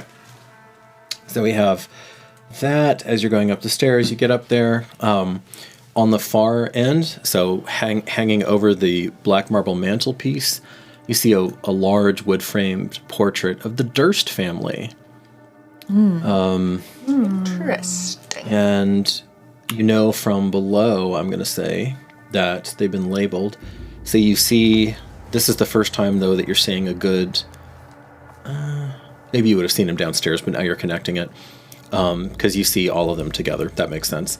So you have Gustav, who looks like a short, stout man. Pretty broad-shouldered, mustachioed. Then you see a tall, willowy woman, Elizabeth, who is presumably their father and mother. And then the two children are smiling, Rose and Thorn, or Roosevelt and Thornbolt. And then oddly, you see a third child who's a swaddled. There's a swaddling, looks baby-sized, and the father's actually holding the child. If you like, as you go up, if the portrait is of interest, you can make insight checks. Gira is definitely interested in the portrait, but she's also kind of just looking side to side for any other threats. And if she doesn't see any, then she'll go look at the portrait. She wants to know if the woman in there is looks the same of what she spotted outside. That's important. These suits of full plate, they have spears, and they also have visored helms that are shaped like wolves' heads. Oh. Cool. Each of these doors are carved with dancing ewes. The ewes, Justin. So Two of them. Two utes. Yeah, two ewes. They're dancing, but no, they're just carved. They're not like enchanted and dancing. Do you want to eyeball the doors for a second? Sure. Kind of see them? Okay, make a perception check. Okay. 11. Wait, perception, what the heck? It's Toward the bottom. Wait, what? Hold on, I'm sorry. Melissa, do you want to help her find it? There it is. 6 plus 11 is 17. Pretty good. Okay. So in the same way that you saw the satyrs and nymphs in that beautiful scene downstairs in the wood paneling, ornately carved, being corrupted by snakes and skulls and the like, you see that the ewes aren't actually dancing. They're desperately twisting away from bats that are attacking them and clawing at them. oh, fun. Okay. There's a whole lot of hidden things that are being hidden with like light, basically. It's almost like an illusion of sorts. Okay. And Morgathi is actually staring, like he follows your eyes, and then he's staring at it, and how gauche. And okay, you go up to the painting, make an insight check. Okay. That is 17. And you have proficiency with insight, right? Yes. Did I hear that correctly? Yes. Okay. So your character, although a lot of people would kind of just see you as a brute, you actually have gone out of your way to refine your sense of empathy, your ability to read between the lines, and you're a far cry from stupid. Gira, you know how the people of High Terra, particularly the elves, look upon half-orcs. Yes. Even though she knows how to play into it a little bit. Even though they're unfailingly polite to you, and all of this, and we're all just one big happy union, etc. So, all that to say, you're quite familiar with the lines of scorn that can be etched into a stately woman's mouth. And as you're looking down, his wife is actually slightly taller than he is. And unlike all of the other figures in the painting, she's not looking out at the viewer. She's looking down at the swaddled infant in Gustav's arms.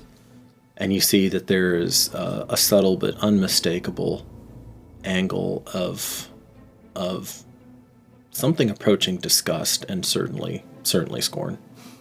Looking at the child? Probably she's not looking her down. own child. I was going to take you up on your offer to do the insight on that picture as well. Okay, go ahead. Yeah. Let's see.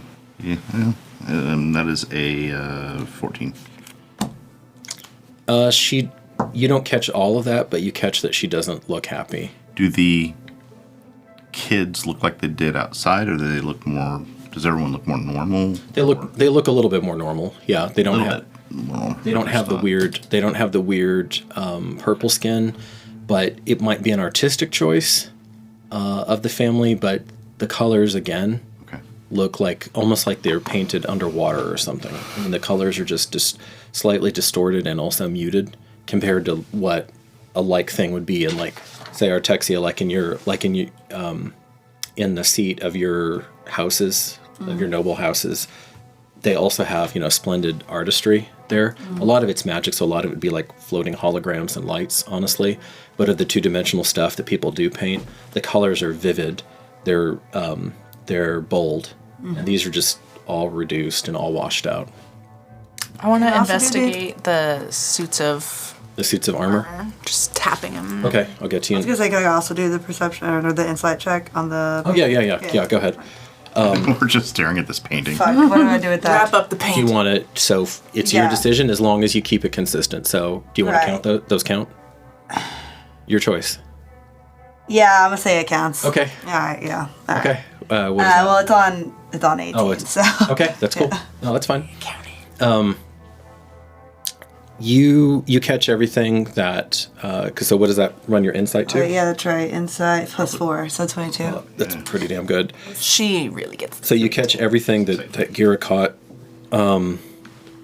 and you notice one small little detail more, which is that Rose is smiling, and she's a little closer to the baby's head than she really needs to be, and like she's leaning her head's very slightly toward the bundle. That's a bundle. So you, well, I'm saying bundle because you can't actually see Right. the baby. A face. You just see Interesting. the How swaddling. convenient. Okay. Yeah, I'm tapping my mage armor and tapping the suit of armor and lifting up the helm. Was there a name? There was a name for the father, but was there a name for the Elizabeth? Elizabeth. Okay, Yes. I just yeah. missed it. Yeah, and they're titled. You connect them with the people that were. Okay. Was it And did she look? Gustav? Did she resemble and the Elizabeth. figure that I saw outside? No, not at all. Okay. And bundle. Not the same. About the only thing is that they're tall. Although the figure outside, like Elizabeth Durst was probably about 5'9". This figure outside was like fully 6 feet tall. I mean, she was statuesque. Oh, okay. So almost as tall as Gara is. Yeah. Okay, your I keep forgetting you have mage armor, but yours isn't really. It's pretty subtle. It's not Yeah. really that it's not obvious. it doesn't look like Like- that. So as you're tapping, you even see that your mage armor, that slight sheen over you, it's starting to be a little bit weird, and Morgathi leans in. Oh, darling, we have got to exfoliate you. And you see this, because you see that you're starting to look a little jaundiced, honestly, under your mage armor. Yeah. You feel fine, but it's distorting. Plink, plink. The armor sounds hollow. I mean, it's well put together. It's well supported with some half poles underneath, to make sure the limbs don't fall and everything. It looks functional, and at least one of these. Obviously, none of them can fit Durgan, but at least. Stack Well, him that's and because Finny they're on top made of the each wrong- other. Yeah, they're made wrong.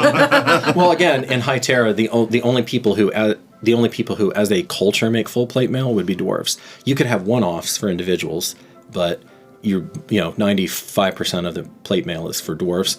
But there is one suit in here that you think could probably fit Gira because she's unusually broad across the shoulders. Okay. I'm not saying anything yet. You- Just looking. And obviously, a proficiency in heavy armor, but you're only wearing splint at the moment, right? I wrote down chainmail. Oh, it's chain. Okay, it's chain. So yeah, this would be a hell of an This would be upgrade. an upgrade. Yep, It'd be a lot louder and it would. noisier. It has some literal disadvantages Literal. to it. Depends on how you want to go. Clanky. Finny for his part, he squats down and he's putting his eye to the floor, and he looks under one door on the northern door first, and then he kind of everybody's together, and then he squats down and looks on the southern door. See anything? No feet, eh? But looks like that one's some sort of servitory. And then this one's like a book room, it is. Oh, like a library. Okay. Yeah, that's it. So not the bedrooms. Guess that's servant quarters there. That kind of smaller, less impressive door that was immediately at the top of this landing. I'm gonna go to the servant quarter door and just press my ear against the door, see if I hear any movement, any sound at all coming from that room. Sounds pretty damn quiet. This whole place, honestly, Caitlin, has been oddly devoid of noise. Like the normal groan and creak of like wind, trees outside, the floorboards. Of course, most of this has been a lot of this has been marble or stone, but it's just even the noise has like been kind of almost muffled as you're walking through here. You know. Okay. Are the doors locked? It's quiet. Why don't Want you me to go try? ahead? Give it a shot. I'll stand right here. You can go ahead. What, this one, the servants' quarters? I mean, Do the stairs continue further up in the Yeah. same place? Yeah. Okay. And one thing I should have confirmed this, that I should have mentioned, as you kind of hit that top of the stairs, there was a moment as you pass by, I'll say the servants' quarters, as you guys get further into the big hall, that there was, it feels like a flow, not like a blast or anything, but a flow of surprisingly cold air that's coming down the middle of the stairway, kind of in that dead space, as it wraps around. But you couldn't feel it on the first floor. You only felt it as you made that full turn, and now on the second floor you can feel it falling. Should we still check all doors? Why not open them up? We're up here. I think we're gonna need to treat this place like the hostel place that it is. Definitely is not friendly. going to start kicking doors open and not walking in the rooms then? We just kick Well, One at a time. one at a time, each time. Well, all right. I was standing right by servant's quarters, so I just gotta You pop pop it open and pop that immediately puppy. have Yeah. a crossbow pointing inside. Okay. Finny, basically wherever you're at, I'm going to say Finny is only one square away from you. He's going to be within 5 feet of you, essentially at all times, ready to fight. And then Morgathi, unless I say differently, he's always going to be trying to position himself in the center of everybody. Shocking. Although, He's a big baby. although you do see a little bit, like a little hint of flame dancing between his fingers right now as he readies his magics. Okay, you pop that. You pop the servants' quarters open. It is indeed a servants' quarters. You see 2 pretty unremarkable beds there, 2 foot lockers spaced differently. Looks like there's a very small door, so occupying the exact same space as this cloakroom would have in there. And then there's that's interesting. This is gonna be a high DC, Caitlin, but make a perception roll. 19? 19, not quite high enough, huh?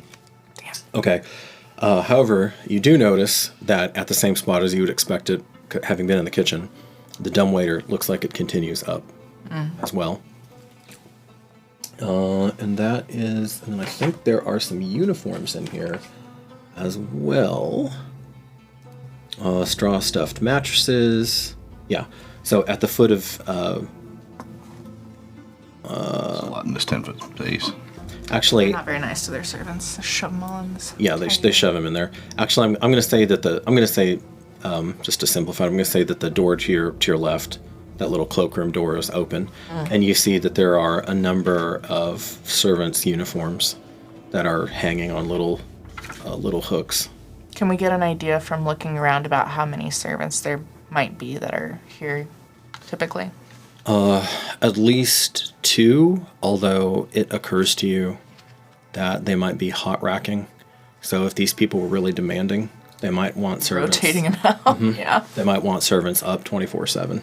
So maybe as much there as could be 3 or 4. There could be 4. There could be 4 servants, or even more if they made the servants sleep in other areas. Are there shoes anywhere? You don't see shoes, but you haven't opened the footlockers. Do you press on, or do you want to investigate this room? Gira would want to look at the footlockers. Okay. She probably would grab the end of the bed and lift it up a little bit. Okay. What's under the mattress? Right? Yesterday's pay. What's your Some monsters hide under beds. We must check. What's your strength? That. It's a 17. 17. Okay. Okay. You don't have to roll for that. You open and the footlockers are empty. No. Totally barren. Shoes. Totally barren. No shoes. Something strange afoot. If everybody else can't see, she'll say that out loud. Artexia, did you want to? Are there any belongings anywhere? Like even underneath a mattress, or is there like a nightstand or Hairbrush or something? Yeah. It does not look well furnished at all. It looks pretty barren. It looks like all servants quit. It looks like nobody actually freaking It's like this lives mod here. don't pay as much attention to the servants as the family did. Okay. Right? Who wants to open the next one of those double door sets? I can, I guess. What were you gonna say? No, go ahead. I was just gonna say you could really do it. Okay. Do you want to open the northern double doors or the southern double doors? Where's the double on the northern side? What side are There's we like on? two Yeah, so directly basically- across from each other. yeah, there'd Across be from like- each other, across from there. Yeah, Okay. there'd be double doors like here. Start at the like northern here. side because I think that's where we are. Okay, so like here. Yeah. Cool. You pop that open, and you guys are all pretty close to each other. Gossamer drapes cover the windows of this elegantly appointed hall, which has a brass-plated chandelier hanging from the ceiling. Upholstered chairs line the walls, and stained glass wall hangings depict beautiful men, women, and children singing and playing instruments. A harpsichord with a bench rests in a corner, just alighting over any directional stuff. Near the fireplace is a large standing harp, so there is another fireplace in here, where it should be. These fireplaces are not lit, right? No, Okay. all black marble. Near the fireplace is a large standing harp. Alabaster figurines of well-dressed dancers adorn the mantelpiece. I'm going to the instruments to look if they're covered in dust or they look like they've been used recently. I'll answer that specific question, and I'll say more broadly. It's been impressive how dust-free everything has Everything been. is completely Everything undusty. Everything's continues seems- to be spotless. Staged. No fingerprints either, like Not that you're seeing, not that your just immaculately. keen little eyes can have found. Nope. Okay, that's good. Altaxia, Did you say this was like a study with a good to desk? bring the light. Conservatory. It's a music room. Oh, okay. What kind of instruments are there? She ignores. She does. Harpsichord. Finny, he'll bring it. Harpsichord, and there's a large, person size, a large standing harp as well in here. The harpsichord looks like it has, it's one of those, like a music bench, like a piano bench where you can okay. open it up and then put scores underneath and sit on it. The concept of a harpsichord isn't that hard for your characters to grasp, but harpsichord as a instrument doesn't exist on Hytera. You're like, okay, that's a really weird little piano situation going on over there. Okay, Durgan said, Altaxia, can you bring the light? I think you're a little light bearer, so you step into this conservatory. These pictures, do they look anything else to learn from them? You take a quick scan of the room. In those alabaster figurines of well-dressed dancers that adorn the mantelpiece, you see that several of them are carvings of well-dressed skeletons instead Oh, great. of people. Everything here is not what it seems. The theme continues. Yes. I'm almost less and less surprised each time I'm seeing this now. I'm expecting it now. Yo, lift me up, eh? And she will. Okay. To wherever he's pointing to him. You lift him up, and he Just grab him by the scruff so he has use of both hands. It's like a pack of neck. he snatches, because he still has one of the lights, he snatches one of the well-dressed skeletons and tucks it into his rucksack. Oh, like a little statue thingy? Yeah. Oh, okay. Yeah. All right. On to the next room. Aye. Aye. Lead the way. All right. Go up to a door. Which side? How many rooms? There's one across the hall. The south. Were there one, any I think, is windows left. in that room? There were roughly the same as what you would expect, like with the dining room. Were the curtains closed, or could we see outside? These curtains were gossamer, like this Pull room. back the curtain. There's a brick wall. Gotcha. Or just a big eyeball. Matrix. Yeah, this room feels a lot more feminine to it, like with the gossamer drapes and the some of the decorations. There's even like a very slight scent in here of rose, like something that's been lingering for years, you know. So when you open it up, when you part the gossamer drapes, you can see the fog, and the fog has continued to encroach. It's not up against the windows yet, but it's now like going, you know, at this rate, you're talking a couple of hours before it's seeping into the house. It would seem like we don't have a lot of time. Yeah, let's check that other door. Okay. My turn. I go open it. That sucker open. That's fair. Yeah, that's fair. All right. You open these double doors. This is clearly a library of some kind. Red velvet. And these, before I even start reading this out, let me confirm. Yeah, so this is these windows are essentially, again, right where you would expect them to be in alignment with the bottom floor. So this is the one that has like the bank of windows in it. Red velvet drapes cover the windows of this room. An exquisite mahogany desk and a matching high-back chair face the entrance and the fireplace, above which hangs a framed picture of a windmill perched atop a rocky crag. Situated in corners of the room are two overstuffed chairs. Floor-to-ceiling bookshelves line the south wall. It's not actually the south wall. A rolling wooden ladder allows one to more easily reach the high shelves. And essentially, this place is stuffed with hundreds and hundreds of various books. Some of them look like they've been handmade. Some of them look like they've been. Hytera have printing presses? Probably not, because of how they're technically developed.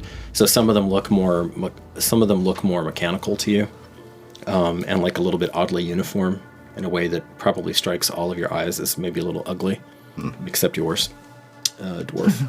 That golden windmill. Windmill, yeah, I would like to look more, because now at this point we've seen so many of them. yeah. They're all over the place.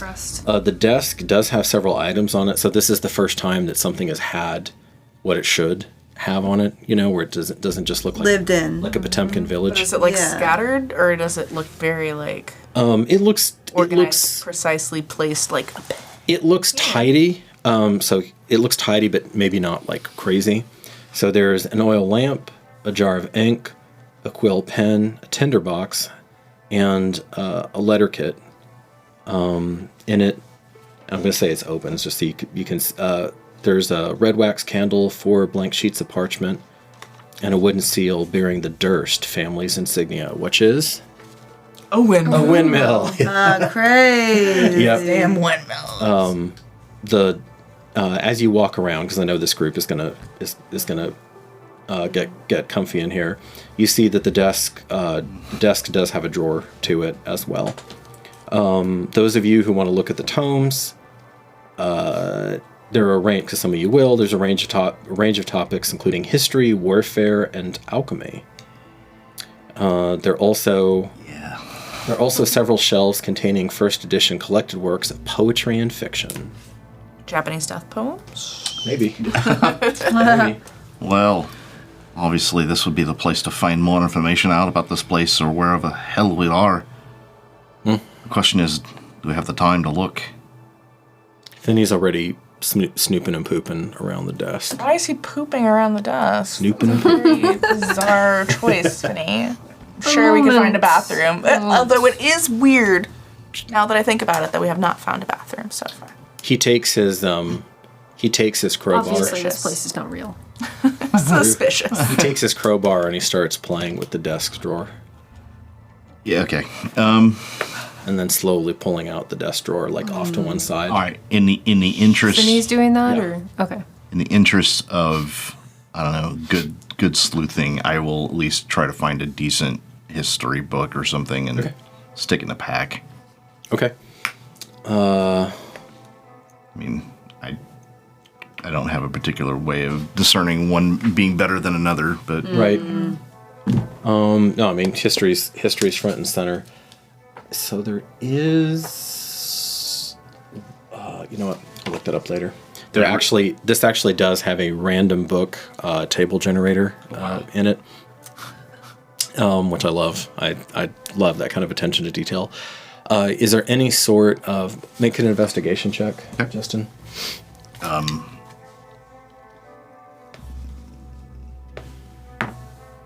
as a 19. Okay. Is there any particular history that you're looking for? I mean, what I'm trying to do is figure out where we are, maybe Sure. how to get out of here. So I'm hoping that there's some sort of history about like how these people found themselves here, maybe, or like what this place was when they got here, or just something about the significance about where we are, I guess. Okay. You do find a. This has clearly been handwritten, and this is more like a journal that was taken and stitched together versus a proper You said something book. about the land and stuff too. So you see, it doesn't have a proper title to it, but what it does have, as you're kind of flipping through, is a series of sketches, and then you quickly, with a 19, you quickly realize that you're looking at someone's travel log. Cool. Thunk. Yeah. All right.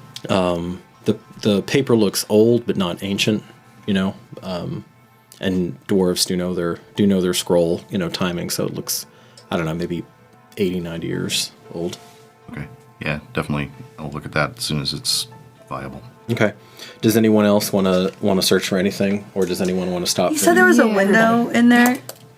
Yeah, several. There's a bank of windows, the 4 windows. I'm curious, the fog has still been approaching us, and I'm sure at this point it hasn't slowed down. I wonder, is it now touching the house? Can I look out the window and see? You look out, it's close. You probably think it's going to get to the windows in maybe 2-3 more hours. Can we see the kids through the window? That are down below. No, because the portico is like covered. Is covered by. They'd have to be outside, a little bit outside the portico for you to be able to see them. Okay. Okay, to the next room. Unless there's something else you want to do. Finny, I'm assuming, is Finny. poking Is Finny around getting the into house. Has Finny gotten himself into the desk yet? Yes, he has. Oh, okay. Yeah. And he stands on tiptoe, and he says, "Oh, come here, you beauty." And still, he's scooping it up with the crowbar, and there's an iron key that he takes, and that disappears into his little rucksack. Good find, little dude. Gira's gonna poke around the desk and see if there's any letters or any kind of correspondence or notes or journals of whoever I'm assuming the dad is, or she would assume the dad is, especially we have left for blah blah blah. Right. And we're no longer here. So some kind of explanation of why their parents are gone. And why everybody is servants are gone. And why the kids are still there. So as you poke around, and as the conservatory had a somewhat feminine feel to it, this clearly has a masculine feel to it. You see, and again, this is the first room that really looks kind of lived in, because you can see a slight bend in the fat armchair where a short but heavy man was plopping himself down for years and years. Okay, which matches the painting. Yeah. Okay, you look around. Give me an investigation check. Stop it. I know, dang it, I didn't slap myself. Am I rolling for late me nights. or Finny? What's that? Am I rolling for me or Finny? For you. Okay, so that is a 15. Okay.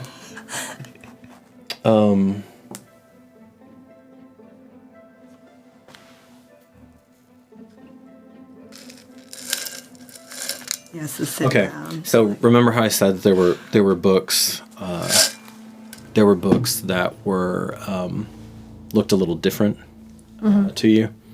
So there's one, as you're kind of looking around, there's a collection of red covered books that catch your eye that are kind of arranged like an Encyclopedia Britannica almost, and they pop out because there's so few things that are like bold or vivid around here. Everything's so muted, but then there's this red. So it wasn't right at the desk, but you're just kind of looking around. As you were looking around the general area, it kind of popped out to you.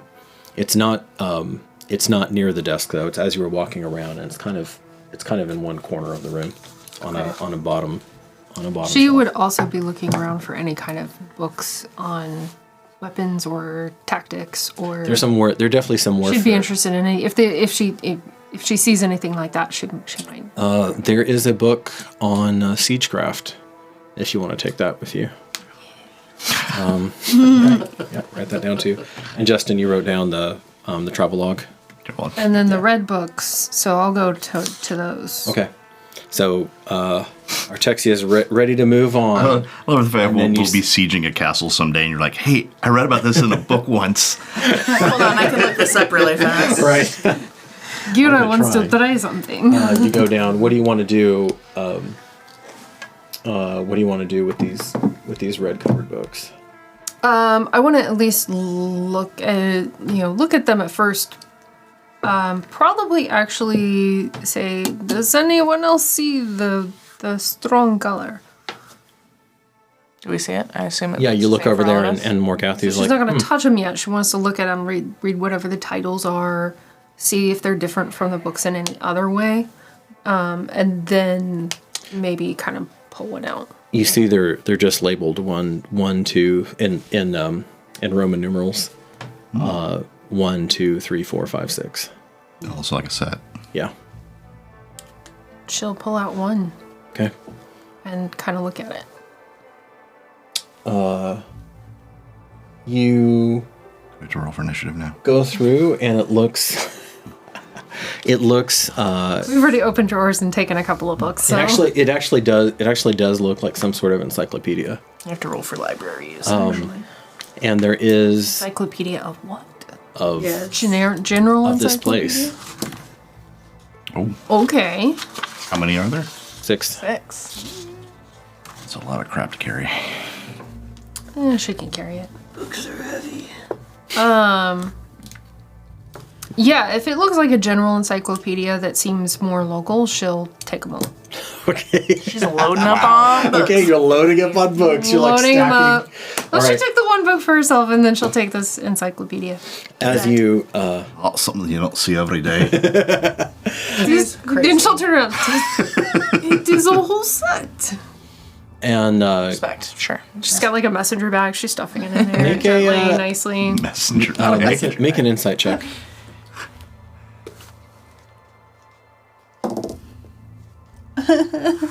No. It's an 8 total. 8, okay.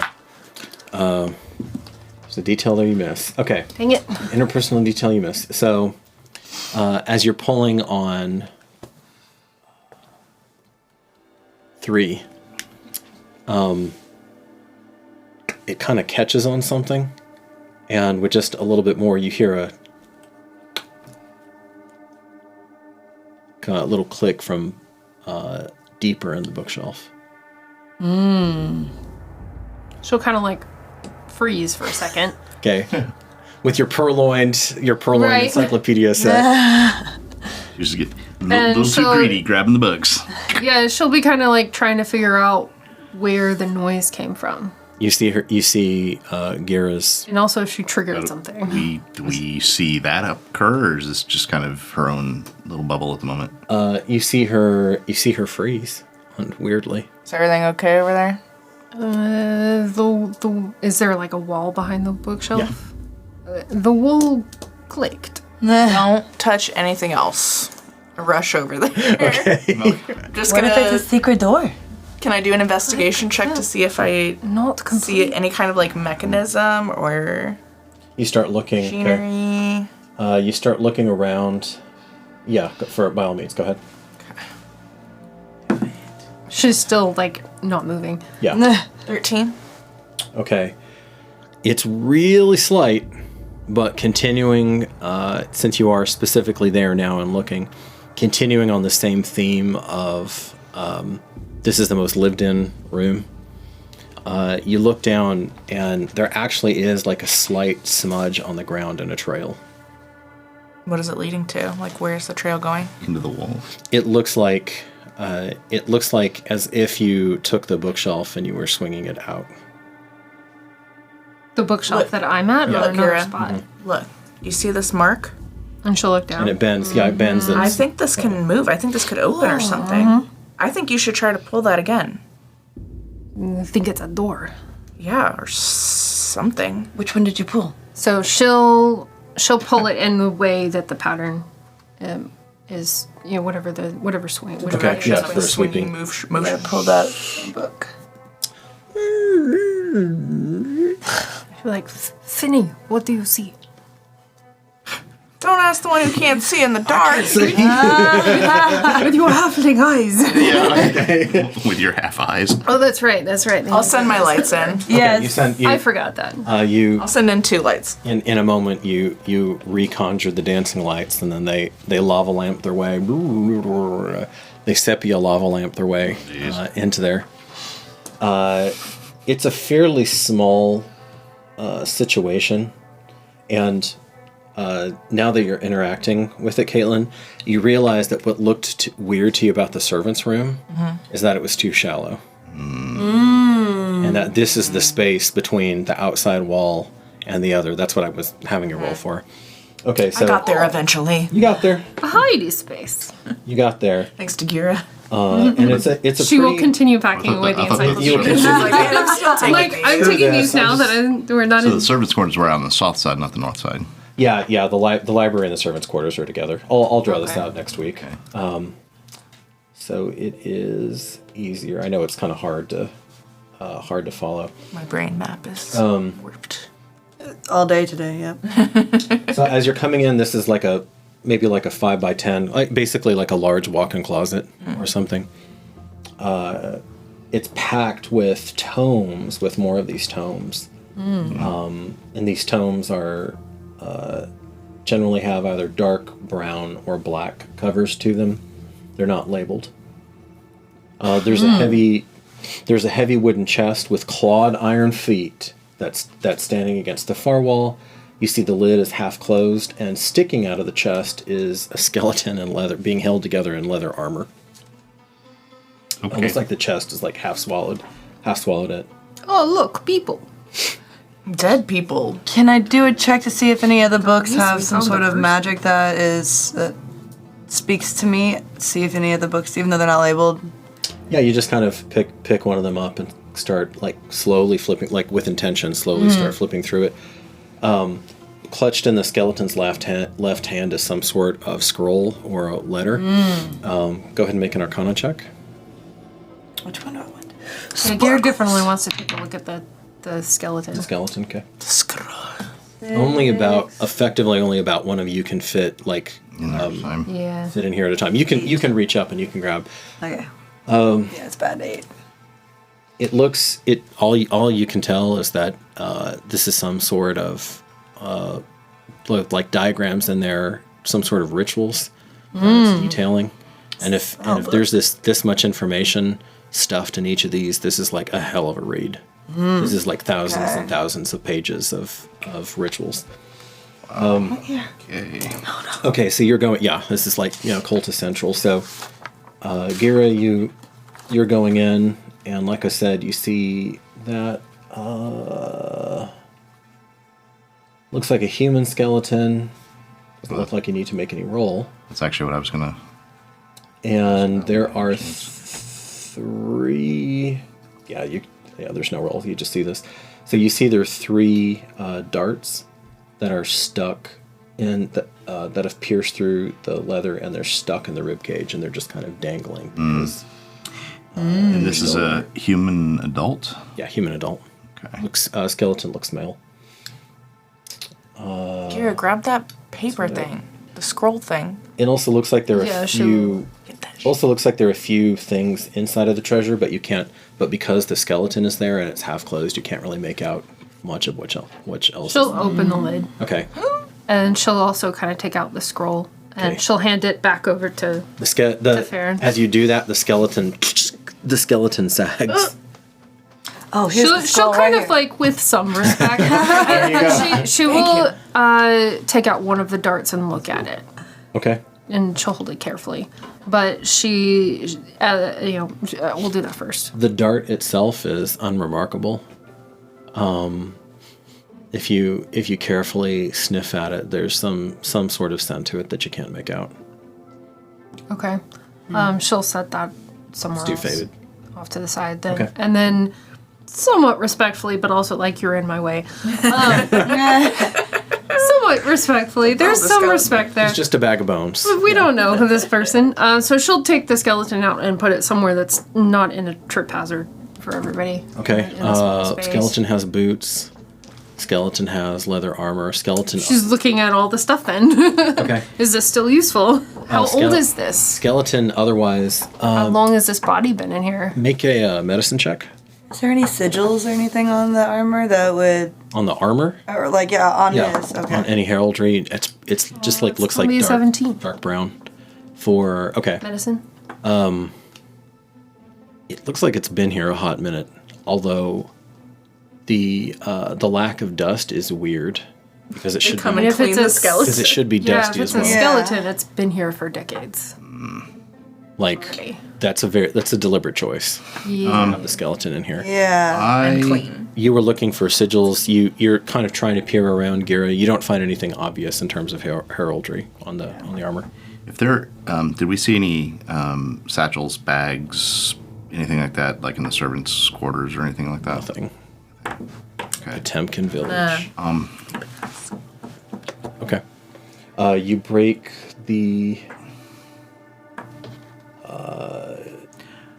I'm gonna keep my eye That's open for something that we can put the bones in to carry them. Come again? That you can put the. I want to put the bones. I want The bones. Got yeah, it. the character is trying to find something he can use to carry the bones.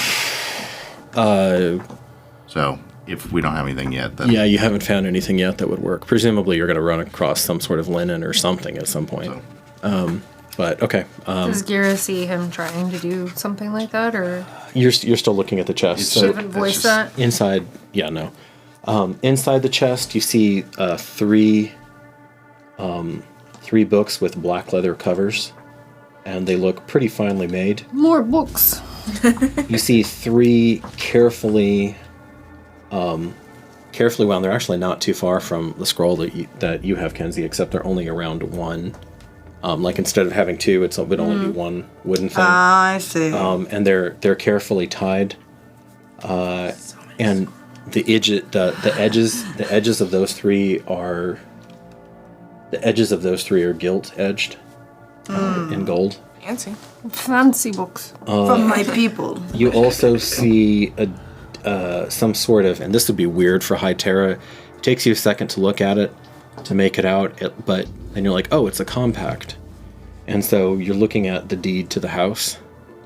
Oh, I was about to say like makeup. Okay, sorry. And like legal, yeah, because like a legal compact or a treaty would be the only okay. the only. I was with you. I was like, I shot a the jackpot. That would be the only legal framework you would have, really, because you don't have deeds in High Terra, but some sort of claim to the house, some sort of deed or claim to a windmill, and then there's also a signed will, which should be like, yeah, you would know. I'll take a glance at that. At the will? Okay.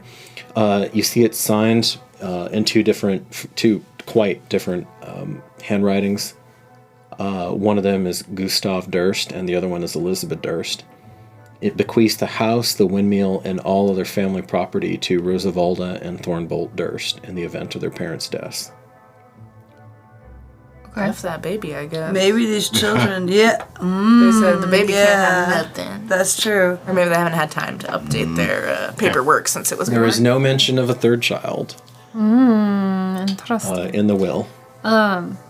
So she'll kind of hand that back towards, since it's a small space and we can't all get in there. We'll She'll all be be like, passing it around again. I found bead, and then just kind of like hold it there and expect someone to just grab it. And then the black books that are gilt on the edge, she wants to kind of look at those carefully, because she's not magic-y and she knows that there's magic-y things happening. Okay, you hear, all right, just hand those over. I just can't. It's a travesty what's being done to those poor things. But she didn't like distort them. Yeah, no, but he sees that he sees You like touching some them is a reluctance. travesty to him. And All right, she'll be like, whatever. Gira, it's an affront to the very delicacy of my nature. Come on now. And so he reaches out. He takes the scrolls. Morgathi does, and kind of goes away a little bit, and then he starts a similar ritual to what he had been doing downstairs. If I little have books. that fourth scroll and it looks like I can't, it's not anything intelligible to me, I'll hand it to him to get it included on his little party over there. So there were the black books with gilt edge, the other scroll. What else was underneath the dead black books are just black leather and well made. The 3 scrolls have gilt edge. Deed to the house, deed to the windmill, and signed will. You, my dear. They own a windmill. That's pretty legit. It's their sigil too. So Yeah. They're very proud of their windmill. that's probably how. I mean, They're known for their windmill. What's weirder still is that there's a pact to this place without. The baby. Well, no. In fact, there's the pact with this The place. mysterious bundle. And there's no surrounding land, presumably to like contractually own it from. There's no windmill. Oh, God damn it.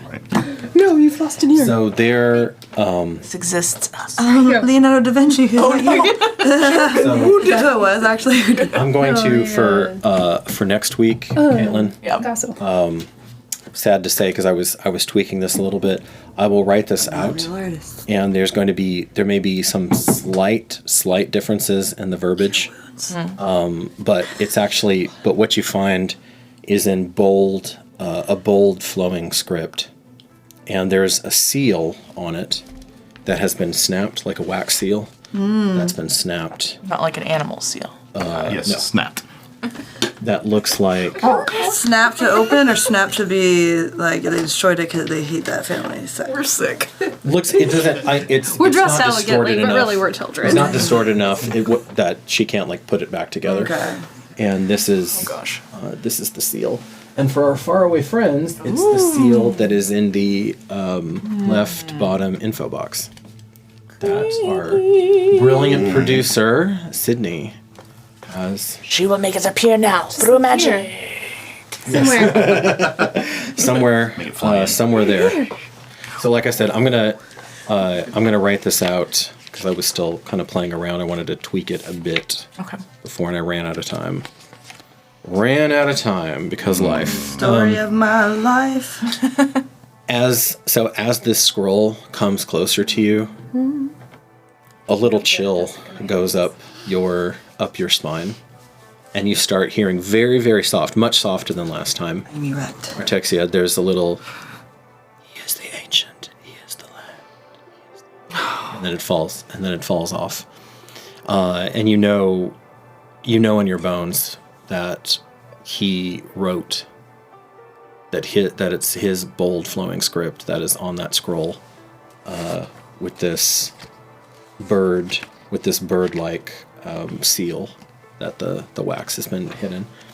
And I'll pass it over to you guys too, so you can see it before I read this. It's on the lower right corner, that seal. Fancy. Thinking if there's anything Nice. else Is that that? I'm doing. Oh, I see. There's a bird. Ritual. Like. There's a castle right up there. Okay. All right. Still doing the ritual. Morgathi is, and Finny.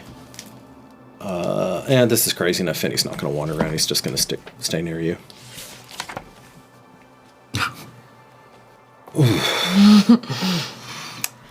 Well, Oh, it's partly because Audrey's not here, so Yeah. well, I get that. My most pathetic servant. I am not a messiah sent to you by the pale girl of this land. I have not come to lead you on a path to immortality. However many souls you bleed on your hidden altar, however many visitors you have tortured in your squalid little dungeon, know that you are not the ones who brought me to this beautiful land. You are but worms writhing in my earth. You say that you are cursed, your fortune spent. You abandoned love for madness, took solace in the bosom of another woman, and sired a bastard son. Cursed by darkness? Of that I have no doubt. Save you from your wretchedness? I think not. I much prefer you as you are. Your dread lord and master, Strahd von Zerovich. Fuck! That's him. It's a bastard bundle. Oh, man. It's a bastard. So now you have a That's name. one mystery solved. Strahd van what? Zerovich. I'm going to go ahead and hand this over to you, baby. Right there at the bottom. Okay. So I read that aloud, I'm assuming, to everyone. Yeah. Maybe not. Maybe not quite accent? that. Maybe not quite that dramatic. Not as menacingly? Not in that voice. And like I said, I'm gonna make a few tweaks. Okay. As you say, roll for Finny. Why is she the only one who gets to roll for Finny? That's good. That's her home. That's true. Yes. Homie. Her companion.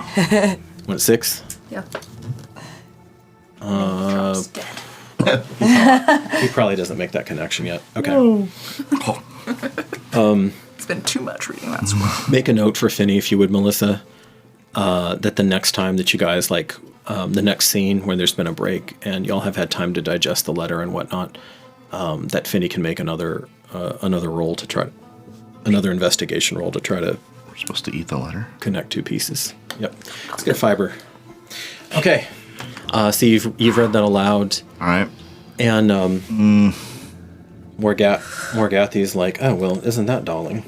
He's the man in the chant. Then I assume. You're almost sure of it, yeah, That's okay. because you could hear the whispering of the You chant. are relaying all that, right? She already told us about the chant. Yeah, you told. Yeah. Okay, so you say something about that. But I didn't just tell you that I just heard it again. Right. Not yet. Not yet. There's a lot going on. I'll maybe say it in a second. Going on. Just over here reading creepy scrolls. Yeah.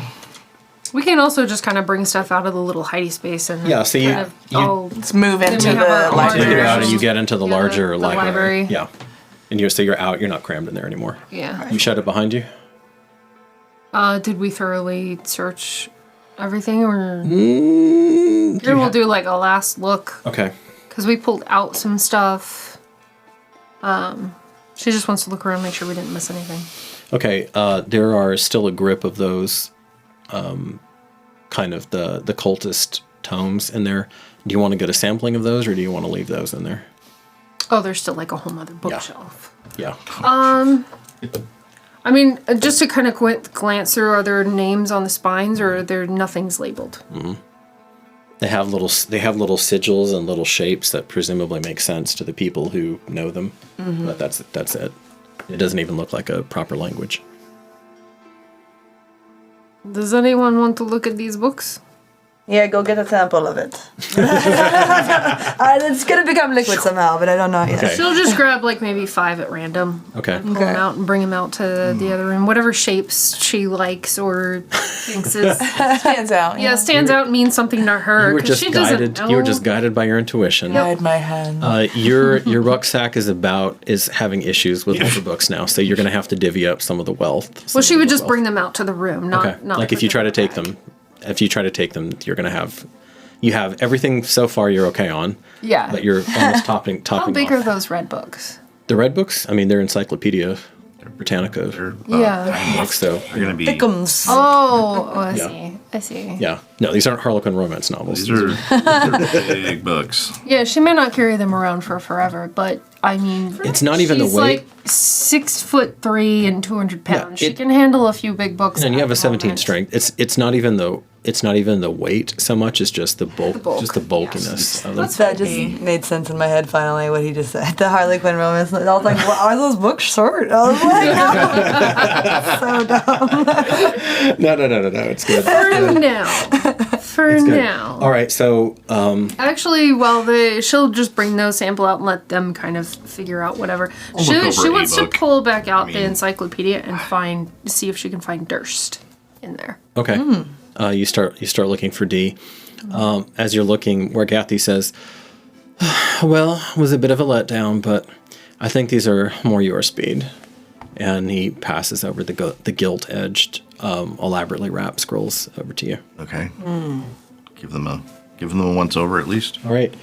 You see a series of really poetic orisons to the Morning Lord. Oh wow. And These are books or scrolls? these are scrolls, but they've been tightly wrapped. The gilt edge, and then every time that... And he's only ever referred to as Morning Lord, not Lathander, in these scrolls at least. But every time that his name is written, it's written in that gold gilt, instead of ink. That's out of character here. Whoever... And it just looks beautiful. Like, it just looks full-on iridescent gold. It's not muted or sepia or distorted, the way that almost everything else seems to be here, including your own magics. Wow. And you can feel the divine energies that have been imbued in these scrolls as well. I'll be holding on to those. Yeah. One of them, Justin, looks like a general blessing. Okay. One of them is a beseechment from the Morning Lord from protection from poison. And the last one is a more aggressive prayer that's asking for a weapon of spirit to be bequeathed to you to smite the enemies of the dawn. And you feel like you could probably use all three of these if you had to. Hey, Gira, So how'd you found that book? Which The one that opened this door, dude. Oh, That was pretty informative compared to the rest of these rooms. you're welcome. That's a hell of a find. that is. There is And leaves me even more confused about this place. you have no We have more questions than answers. you have no reference point for like the dating system. Oh, that's another thing that you finally learn. The dating system here is whack. It doesn't bear any resemblance to anything that you've seen before. So why would these children think that they're a certain amount of years old if they're normally around? Well, like for example, in High Terra, the dates would revolve around like the dance of the moons, whereas this seems to only have one moon that you saw from last session, kind of that more run down, blighted moon. As you're looking through, though, there is a reference to the Dursts, and it seems that they're a prominent family. And for the first time, you see a reference to the Valley, like capital V. Okay, then she'll go find that in the Okay. books. While they're all looking through whatever, It's- until someone says, "Okay, we're moving on now." She'll just sit there and try to. Probably about this time, I think the group has looked through. You've confirmed what's on the scrolls, etc., and you're ready to move on. Doesn't mean you have to. I mean, you can wait for Garrett to look through, or you can press on. Can I ask a clarifying question? Of course. So the room we were in previous to this, Conservatory. opposite side, did it seem like it was too small too? Like there should have been another space? Like now that I understand the floor plan and that Right. there was this hidden space, does it seem like it would be the same on the other side? Make an investigation roll as you rotate it in your head. Because we have only explored 3 13. rooms, so maybe not that entire. You're not sure? I'm gonna go back in and look again. Okay, you just cross across the hallway and peek your head back in and look. Try and get to the point where we just start smashing through the walls. Right. Just Roll again with advantage because you're actually standing in the room now, looking for something. Okay, that's better. That's a 24. Okay. You're pretty sure this room actually looks expansive and like it takes up what it all should. the space. Yeah. Okay. But you're going to be on the lookout now. Yeah, definitely. And with that 24, and you're specifically asking me about that. Oh, you never saw that.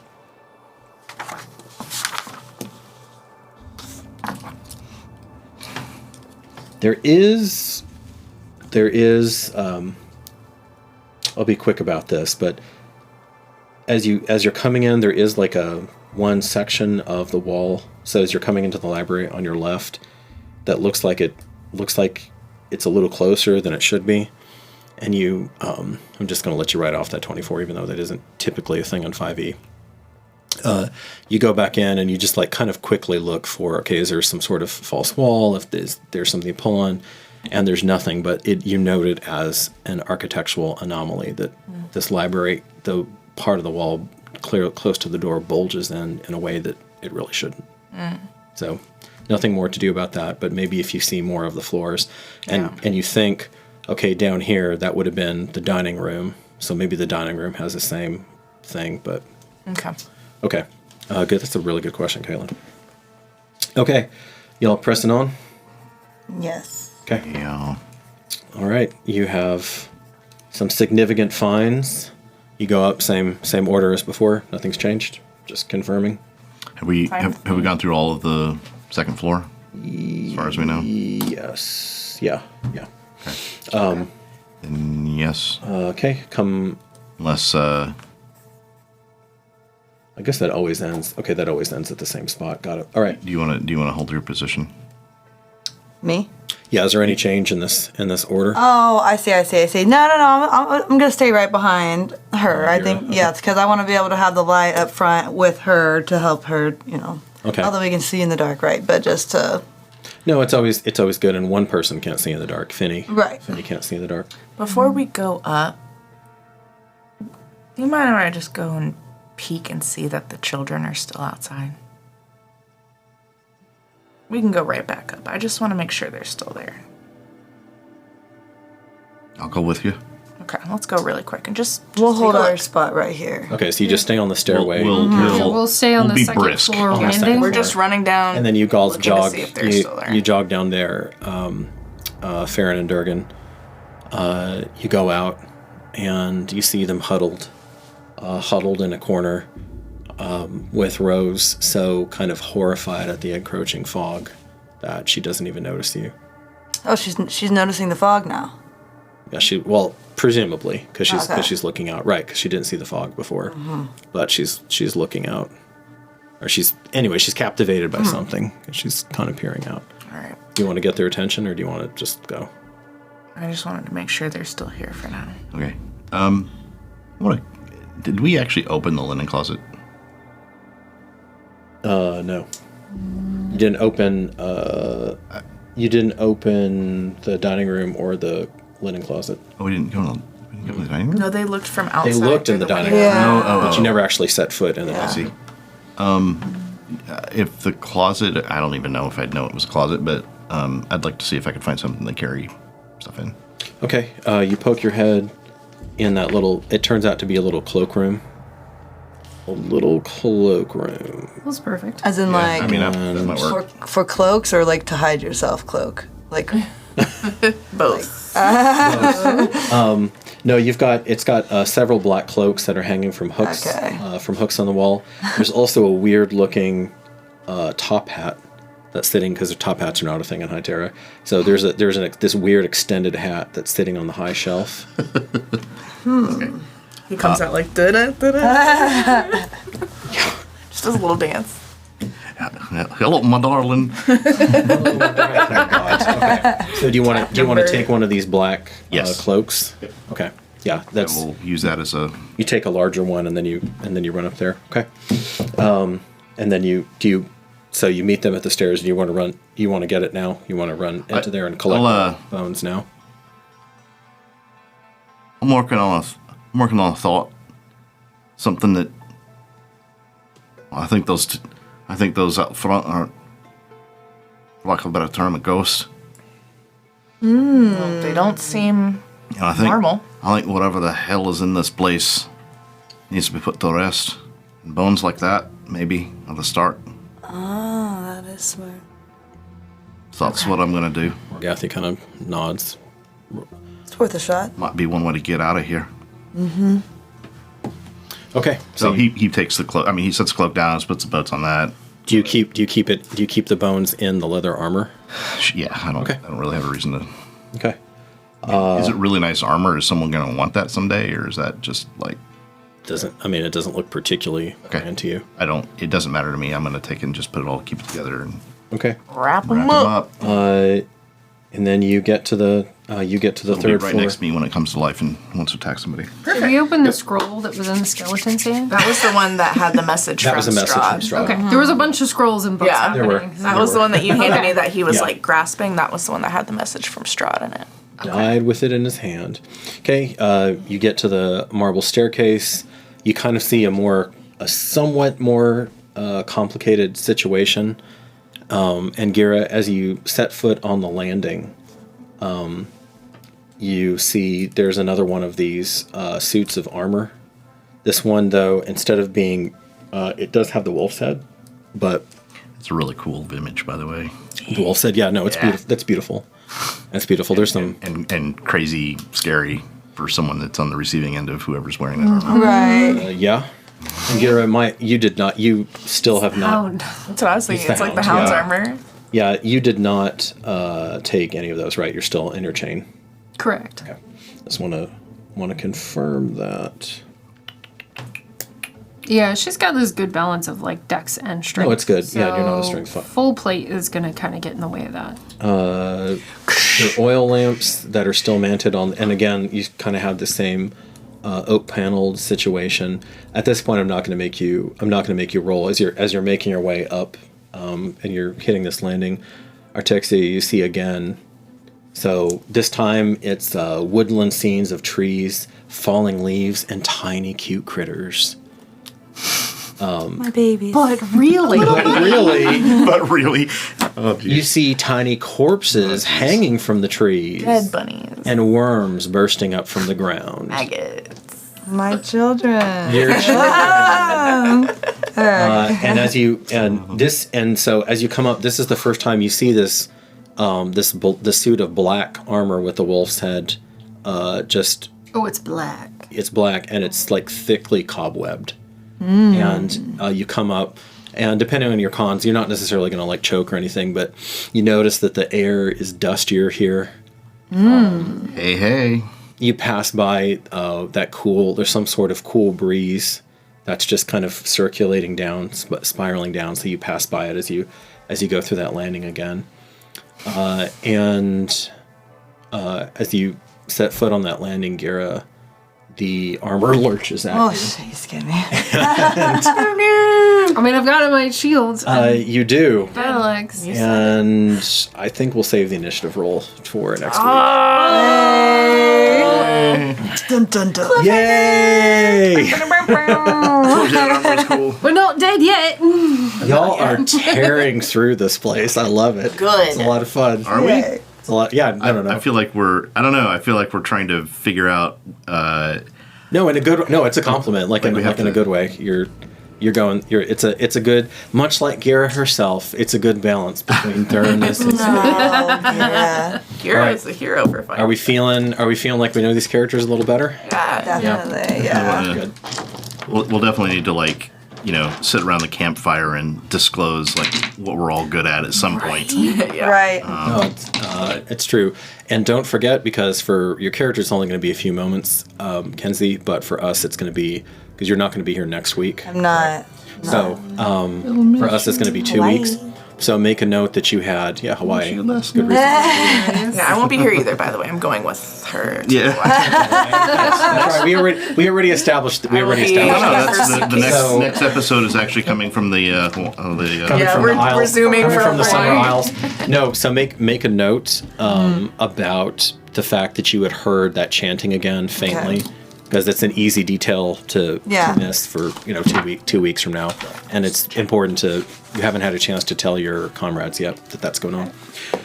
Okay, Caitlin or Justin, do you want the journal next time? Yes, one of us. Which one? I think he has something interesting Okay, to I think so too. share. So All right, Justin, you're gonna be our inaugural journal. All right. I love it. That's good. That'll be fun. Fire away, friends. I hope you have enjoyed Darkport's take on Curse of Strahd this far. We're just those of you who have played through it before know we're just starting, but I think we already have some good pieces in play. Hopefully, for those of you who aren't familiar with the material, this is an intriguing setting. A lot of fun doing gothic horror instead of the dark fantasy. That were the war story. It's a different. Both of them are kind of grim, but very different feels, different directions. Thank you so much for your time and your care. And as you go about your journey out there, stay safe and stay curious. Ballet. Farewell. Bye, everybody. bye.